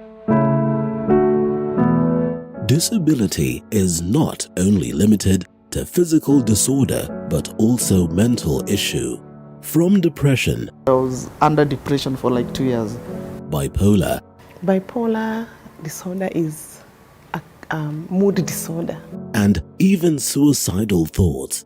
When I was just about to hang myself, a certain voice just talked to me, and I believe that was God. I tried suicide more than 6 times. Beyond the Limit has gone beyond its limit to find answers so as to help everyone go through life with ease. Join Muthoni Maina every Saturday at 7:30 p.m.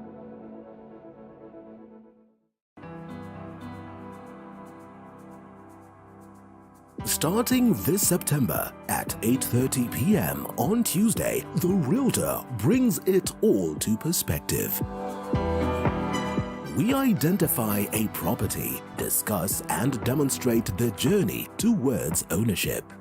Professionals who have integrity, and from their catalog you can easily read that these are professionals who are able to deliver. Everywhere you go, you have to up your games, you have to go with the trends. Not forgetting the margins as well as the risks that come along. The runaway prices of the land. We are saying that it's something that we can never go without mentioning. Any developer will not go without mentioning price of land. Don't miss out.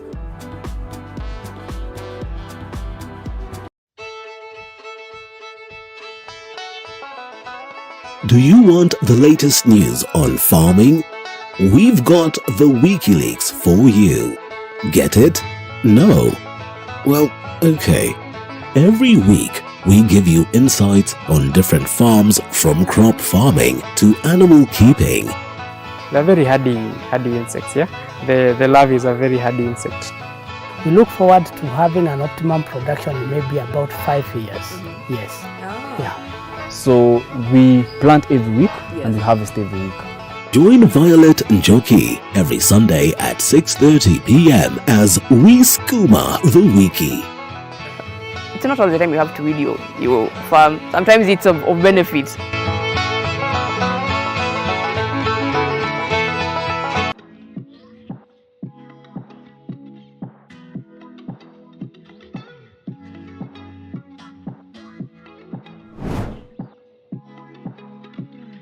Starting this September at 8:30 p.m.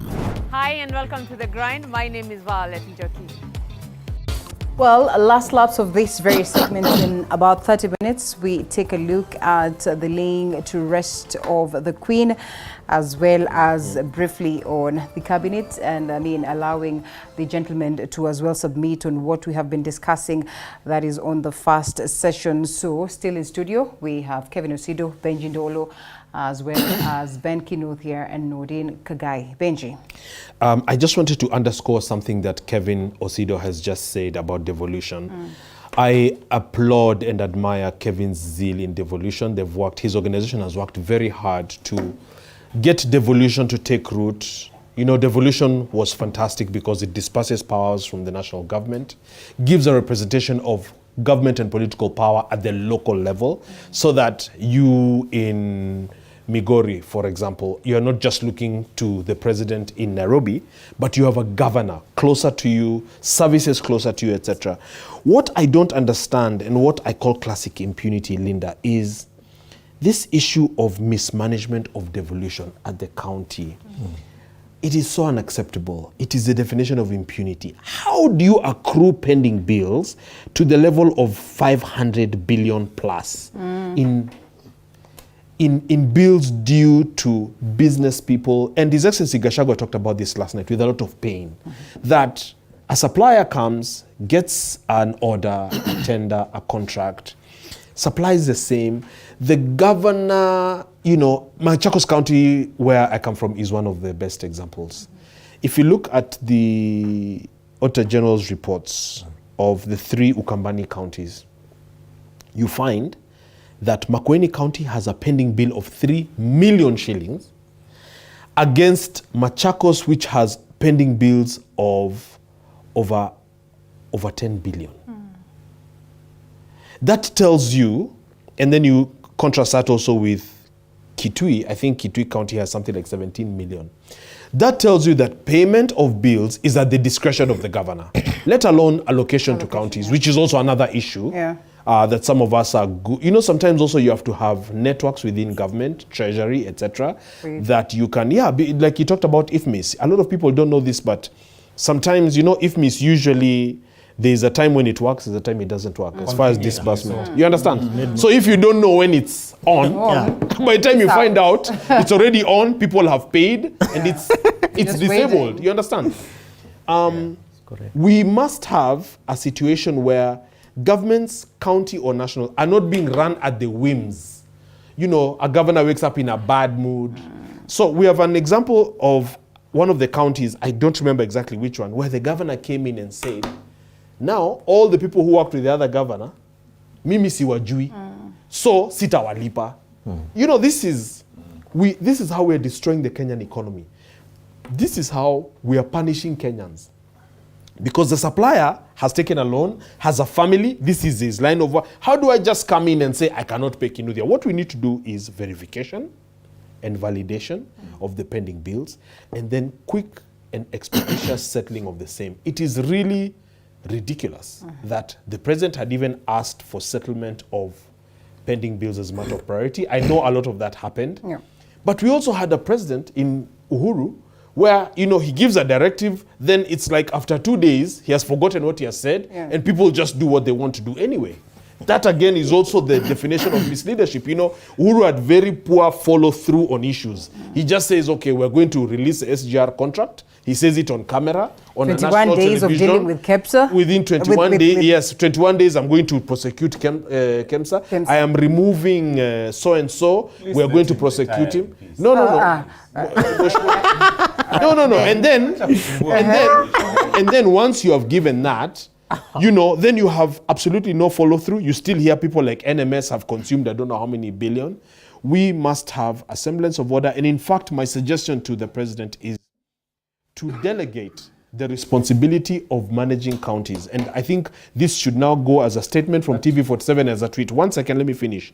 To delegate the responsibility, because he seems to really understand the workings of devolution down there on the ground, to the deputy president to kind of superintend on how devolution is taking root, because we didn't want to devolve corruption. Let us devolve county governments to be functional at the county level, to work for the people, and all of the functions that are costed and accommodated within the budget, that those are allocated and that pending bills are settled. We cannot go now beyond 500 billion because soon we'll be at 1 trillion. But very important. Last week I had him. Peter Mushendu the other week who also was complaining that, you know, at that very level, there was someone who was trying to tell him, can you speak to the governor?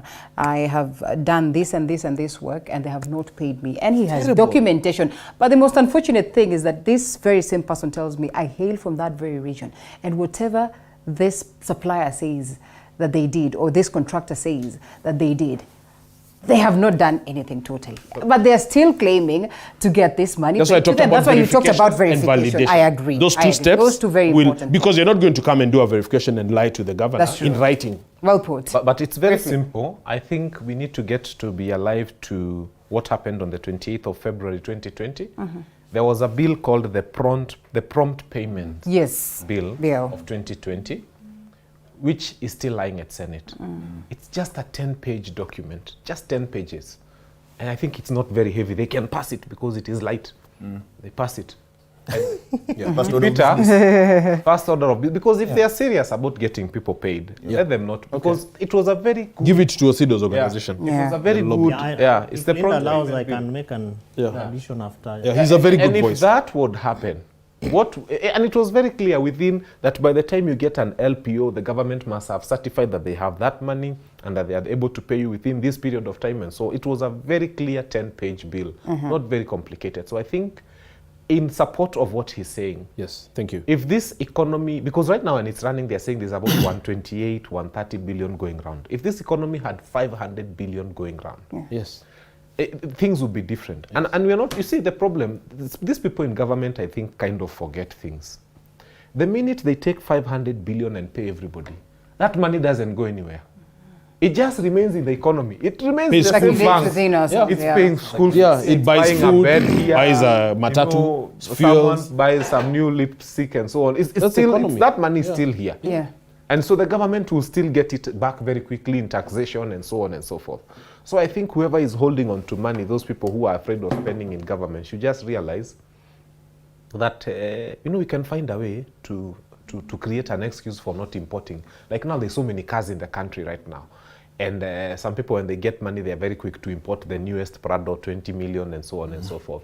So find an excuse to say we are cleaning up the port, you cannot bring a new car in the next 3 months and so on and so forth.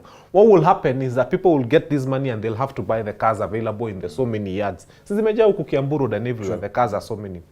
If we find a way to cap on importation all the time, so that once you pour the 500 billion, we are not spending it importing toothpicks and muikos and so on and so forth. I think that economy will have a huge impact. I mean, that cash flow will have a huge impact on our economy. Kevin, I'll allow you to sum it up, but let's just also get Nordine's... But before Kevin, former regional commissioner Natembeya is a good example of how a governor should be moving. I've never met him, I don't know him, but... Let's see how he's going to perform, and everyone is looking forward to that. He started well. You know, Benji said something, but he was shy of finishing it. Payment depends on proximity to the governor. How close you are to the governor. That's why some are paid, some are not paid. But you see, the sad reality is that, and I think Kevin should take this up, I don't think most MCAs understand what devolution entails. And you see, it starts from there, the MCA level and the senator. But mlisema wasisome, wakuje tu with birth certificate is enough. Wait, let me finish. You know, my birth certificate is enough. You know, the sad reality is that these issues of pending bills, most of the time it's about corruption. So it means what we develop most of the time, we devolve corruption from the national government to the county government. And that is why you see most things are not happening. So I believe most of these governors, away from the night visits to hospitals that they've discovered, and the junkyards where there are cars, they are surprised, where some more senators, you even ask yourself, away from that, they need to understand what devolution entails. Because when devolution works, this issue of everybody coming to Nairobi will stop. Because now, when a county grows, it means there is more money in the county, there's more money in the pocket. And I think they should borrow something from the Azimio manifesto, where Alela talked about one product per county. In as much as some didn't support him, you can steal a good idea and implement it at the end of the day. So if they would do that, devolution would move. Because at the end of the day, what we want is a country that moves forward. Because when you hear instances of county staff not paid for months. You ask yourself, where does the money go to? The money they collect from the licenses and everything, because that tells you there's an issue about the procurement, there's an issue about, there's corruption. Finally, as a concerned Nairobi resident, you know, every county has gazetted their sitting. For Nairobi, we are still waiting, and we don't know why we are waiting, because I need my MCA to start working for me at the end of the day. Because when they don't, then we are stifled of certain services at the end of the day. So I believe these new governors, those who remained and those who came in, need to actually understand that the role they play is very important. So that I had one which was very unfortunate, who said that, you know, one, as a community, we need to let throw in stones to certain people, and we need to move to government, forgetting that he himself is government. You need to understand that you yourself are government. So this issue of taking us to government does not actually start working. It's not there. Yeah. So at the end of the day, that's why I'm saying they don't understand the roles, or actually understand what devolution was meant to bring to the people. So the day they raise up the education is the better. And I believe, Kevin, you should take that up so that they understand, because there's an example where we also saw the Bomet governor say that those who are county staff that didn't vote for me or campaign for the other candidate won't be part of my staff. It doesn't work that way. There are employment laws in this country, and there's democracy in voting. So people need to understand that in as much as you have certain power, it is delegated power, which can be taken away any other day. So I actually hope and pray that this time around, our Senate will not be a slaughterhouse for impeachment. You know, and we also need to raise the threshold for impeachment, because some are political and they end up killing careers. A majority of them are. For no apparent reason. So I believe one, Senate must work, the county assembly must work, and if they work, I can assure you the governor will have no choice but to perform moving forward. Kevin, sum it up for that on the question of devolution. So I believe that the issue of pending bills with President William Ruto's government should be dealt with as an order of priority for both the cabinet and also intergovernmental relations. You know, between the Ministry of Devolution, the national government, and also the county governments through the Council of Governors, we have an institution called the Intergovernmental Budget and Economic Council, which in fact is chaired by the Deputy President. And during the just concluded induction workshop for the governors and deputy governors in Mombasa, the Deputy President was very categorical around issues of verification that Benji spoke about, and also the fact that if you kill service delivery people at the county levels, of course you're almost killing productivity, because failure to pay suppliers means that people will not be as excited to want to do business with government. And it's because government is not an autonomous player in service delivery. So I'm hoping that President Ruto's government is going to look at pending bills as a matter of priority. We have frameworks, as I said, that have already been put in place. And across the counties, right from many, many years, in fact 3 to 4 years ago, the entire term of President Uhuru Kenyatta's government, we have been engaging with suppliers who have not been paid by government. And we have a way in which the networks in the counties put them together, we mobilize them together. We have enough write-ups that have been made by these individuals. So when you have stories like the one you're saying from Peter, and even our institution has many complaints of people who say they haven't been paid. And so we are hoping that once the cabinet is in place and we know who the Cabinet Secretary for Devolution and Assaults is, we will be able to engage with that individual. And the chair of the Council of Governors, Governor Anne Waiguru, who in fact has been at Treasury as a very senior government officer there, Cabinet Secretary. She's also been a governor for 2 terms, so she knows the pains that suppliers and people who suffer from pending bills are going through. So we are hoping that with all this kind of goodwill that we are already seeing from the government, it will be pending bills will be a matter that will be dealt with once and for all. Of course, there are issues around the economy. Where will that money come from? This country has a lot of money. And if we can be able to commit and ensure that goodwill works for certain things to be done the right way, then why not? But remember that one of the things that we also have failed at, both at citizen level and even at government level. So government level is impunity, where people just don't fail to do the right things and do the right things rightly, which therefore breeds back to the role of the citizens. can we be able to hold the counties to account? We want to see suppliers taking counties to court, because when it becomes a serious issue like that, then conversations around how your proximity to the governor will not arise. You are exercising your power, your authority, based on laws that exist, for example, the procurement law that is in place, because before a county government buys certain things from an individual or from an entity, there are laws of procurement that you have to go through. And of course, the first thing is the need, the necessity. Do you require what you are actually procuring?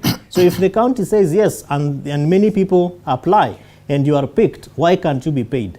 So I am sure that adjudication over these kind of concerns in courts of law will be able to show government certain ways of doing things. There will be interpretations of why counties have failed to pay people for many, many years, even against, as I said earlier on, guidelines and recommendations by the Controller of Budget and by the Auditor General. To the extent that when counties get money, the first people that you pay is you verify the pending bills, and then you pay them. Why haven't you paid them? So the kind of narrative, the tone that we have seen with Mheshimiwa William Ruto and his deputy Rigathi, we hope will really boil down to be able to ensure that these pending bills issues is a matter that is dealt with. Number two, as I finish on that, is of course the functions that have not been devolved. We have functions in Schedule 4 that President Uhuru Kenyatta's government for 10 years, that included Deputy President William Ruto, failed to devolve. We had during the swearing in and also in Naivasha, the President and his deputy respectively said that their first priority, other than pending bills on devolution, is going to ensure that they fully devolve these functions, which also really border very closely on the hearts of the citizen, particularly health issues. Why do you have health functions at the county level, but yet the money to administer and implement those functions is still vested and is resting at the national government? So many questions around devolution, but I'm hoping that as an institution, County Governance Watch, working with Council of Governors and all other interested parties, will be able to hold properly this government to account to deliver devolution and make it work for the people of Kenya. Well put. Let's close that one. Gentlemen, we have approximately about 10 minutes. Literally one line. Yeah. You know, Linda, people think in terms of supplier, they think in terms of goods. In my own county in Machakos, we have suppliers that have supplied roads. And the governor didn't pay. So just, I don't know how cruel we are to each other as Kenyans. Just imagine, Nurdin has built a road in my constituency or my county, tarmac road, or semi-tarmac, or just graded.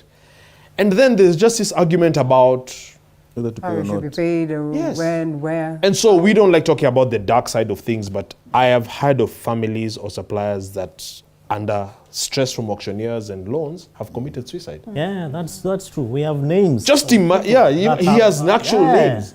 How then? And these same governors are running around, loitering all over in Dubai, shopping, looking for cabinet positions. It's just completely inhuman, it's un-Kenyan, it's unacceptable, and this must stop. That was only one line. Indeed, this must stop, gentlemen. And we must also stop doing using government money to pay back people who invested in our campaigns. Again. If they didn't, do the business, don't take money from Benji to pay Kevin because I gave you 3 choppers. It doesn't work that way. And Kenyans need to be very vigilant about this because inanifanyikia leo, itakufanyikia kesho. Exactly. That's true. For me, to wind up, I'd like to say this. Wishing your president to fail is wishing your nation to fail. Good point. We have never wanted our nation to fail. We have never wanted our people not to do well. We have never wanted the president not to do well. But we keep insisting, may he surround himself with men and women of goodwill, people who mean well for this nation, and people who are looking. We want him to surround himself with leaders and not dealers. And we will support his government in the way we can, as long as he's going to put for us faces of people who we know mean well for this nation. And finally, we have a humble request to the Oscar Sundis of this nation to stop threatening every other person who is working in the country and telling them where county commissioner utaenda na utafanya hivi.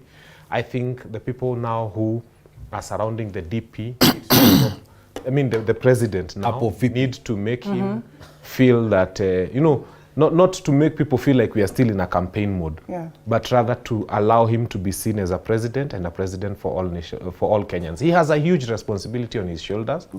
Remember, 6.9 million people didn't vote for him, and another 8 million stayed at home. Yeah. So he needs to make these people feel that he's a president for all of them, and he's bringing them, all of them together, and that he's going to deliver to the nation in its entirety. The world is laying the Queen to rest. Start us off as we close.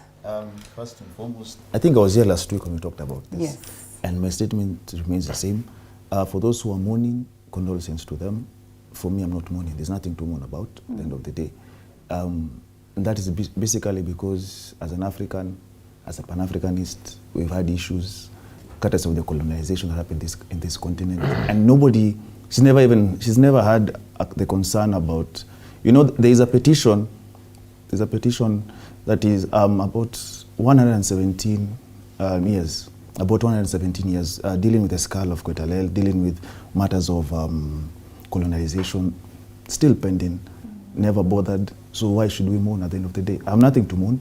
For those who are mourning condolences, they know what they're mourning, and we move on. At the end of the day, you know, as a Muslim we say, Qadr Allah, that means, that is what Allah has willed, meaning that is all our path. So we are born to live, we are born to die. There are only two assurances in this world, to be born and to die. Wow. So ours has come, and we move. Okay, Benji. Wow. I cannot say that I chastise what Nurdin is saying. Indeed, it is very well placed where he's coming from. I've had occasion for the last couple of years to attend the Queen's birthday on invitation of the British High Commission. And there's many things about Queen Elizabeth that people don't know. So I'll just divulge here, for example, that I think during the Second World War, she was a mechanic. She was also part of, you know, in proudly wearing the uniform, she was part of the troops. And so she has a personality that was very appealing to many.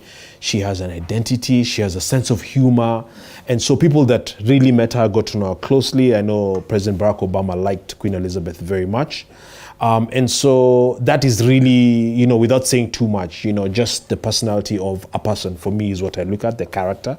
Yes, there definitely are issues, as Nuruddin talks about, but it's just to say that I also don't so much believe in the royal family, I'm a Democrat. So this whole thing of, you know, transmission by blood, you know, so that a lot of Kenyans might not know that she is the great-great-granddaughter of Queen Victoria, who we all know like Victoria in Kenya. And so it's the end of an era. I don't know what to expect of King Charles now. I don't know much about the royalty and aristocracy and all of that. But a lot of what we do, by the way, is derived from the kingdom and the practices and what have you. So we just wish well to our close friends, the United Kingdom. And as we wish them well, we would like to say that, you know, they owe us some, they owe us much, and we need help, we need partnership. I mean, it's the 21st century, and we still have people here in their former colony going to bed hungry. And so when we're running around looking for assistance and partnerships and what have you, I'm not going to be shy to say we need help from the West, and help should be forthcoming, even if with conditions, and then it should translate not into corruption, but into benefits for the people. I think these are our last comments. So let me just say very quickly that today we've tackled a lot of the topics. I feel very happy about that. Transparency and accountability should be the hallmark of Ruto's administration. That is going to be a requirement. That is going to be forthcoming and welcome. That's what we need. And I put stars on two things, housing and jobs, which we touched on, noting that Big Four failed. Housing especially, we cannot in the 21st century once again have our people living in slums, in paper houses.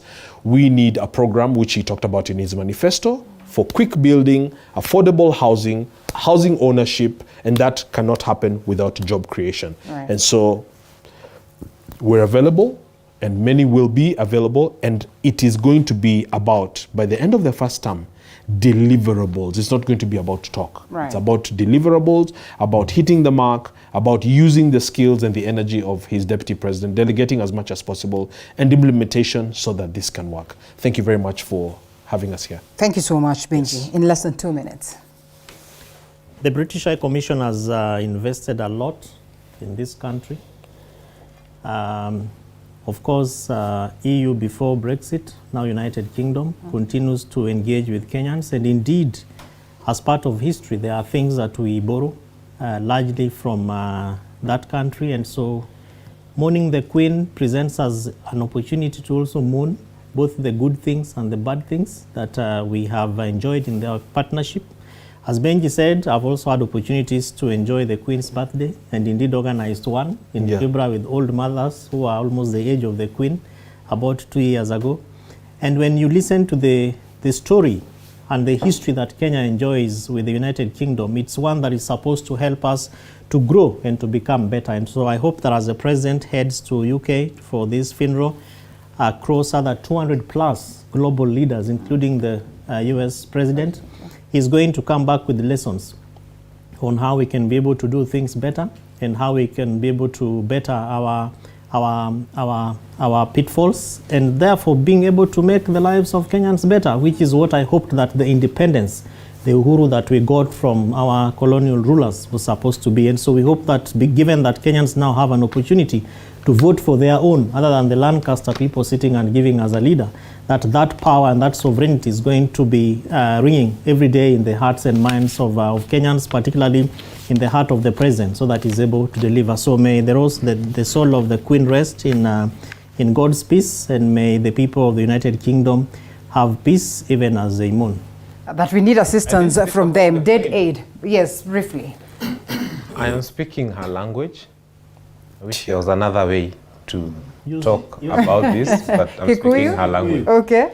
So, but all I would like to say is that when the British came here, around 1902, they formed the British Imperial Company, whose sole aim was to exploit minerals in Africa, and it was very clear, and export them to their industries in the UK. So literally on the backs of our grandfathers, the companies in the UK got raw materials to build where they are. So I want us to sit down with them, and I hope President Ruto will do that when he's there, and tell them that was a loan. Can they pay it back now with interest many years later? And then we don't need to beg anything else from them, because they took a lot from us. So that is a loan.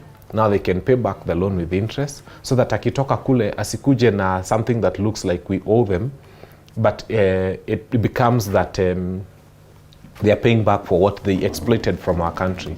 Secondly and lastly, after independence, Kenya paid a lot of money, I'd have to get the exact figures, to the British for the bombs and the guns and the bullets that were meted on us. We were made to pay for it. So we are asking for that money back, because it's us who were bombed. It's us who should have actually been compensated for that. And if we do that, then we are happy to let her go, and may her soul rest in perpetual peace. But wako na deni yetu kubwa sana. Gentlemen, asante sana. Imekuwa ikilipwa, by the way. Imekuwa ikilipwa. Yeah, the partnerships, if we had time to break them down, including security investments, the trainings, it's quite huge. The investments in health, water. True. There's quite a lot that the donor partners. Okay. There's a lot that the maximum I can give you, Norden, is 30 seconds max. Well, you see, he fell short of saying walituacha na jigas, but that's story for another day.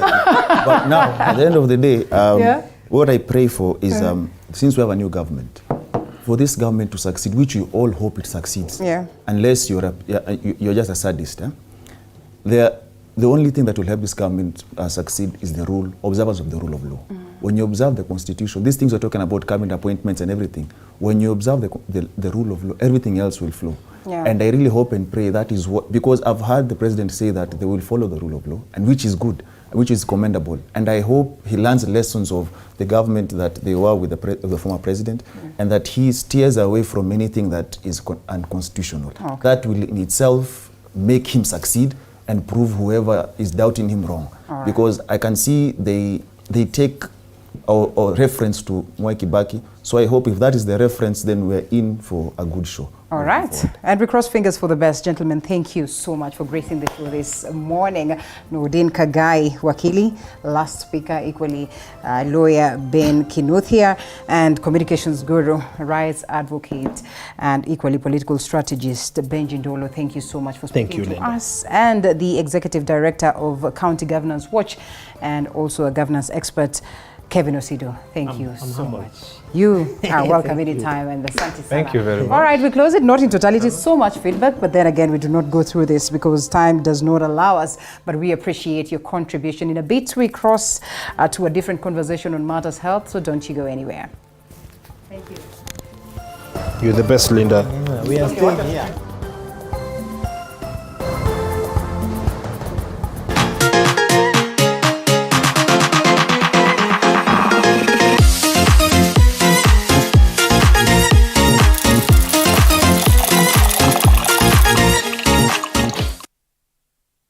You are watching TV47, the home of untold stories. As a government-sponsored student, joining Mount Kenya University was the best decision I ever made. With over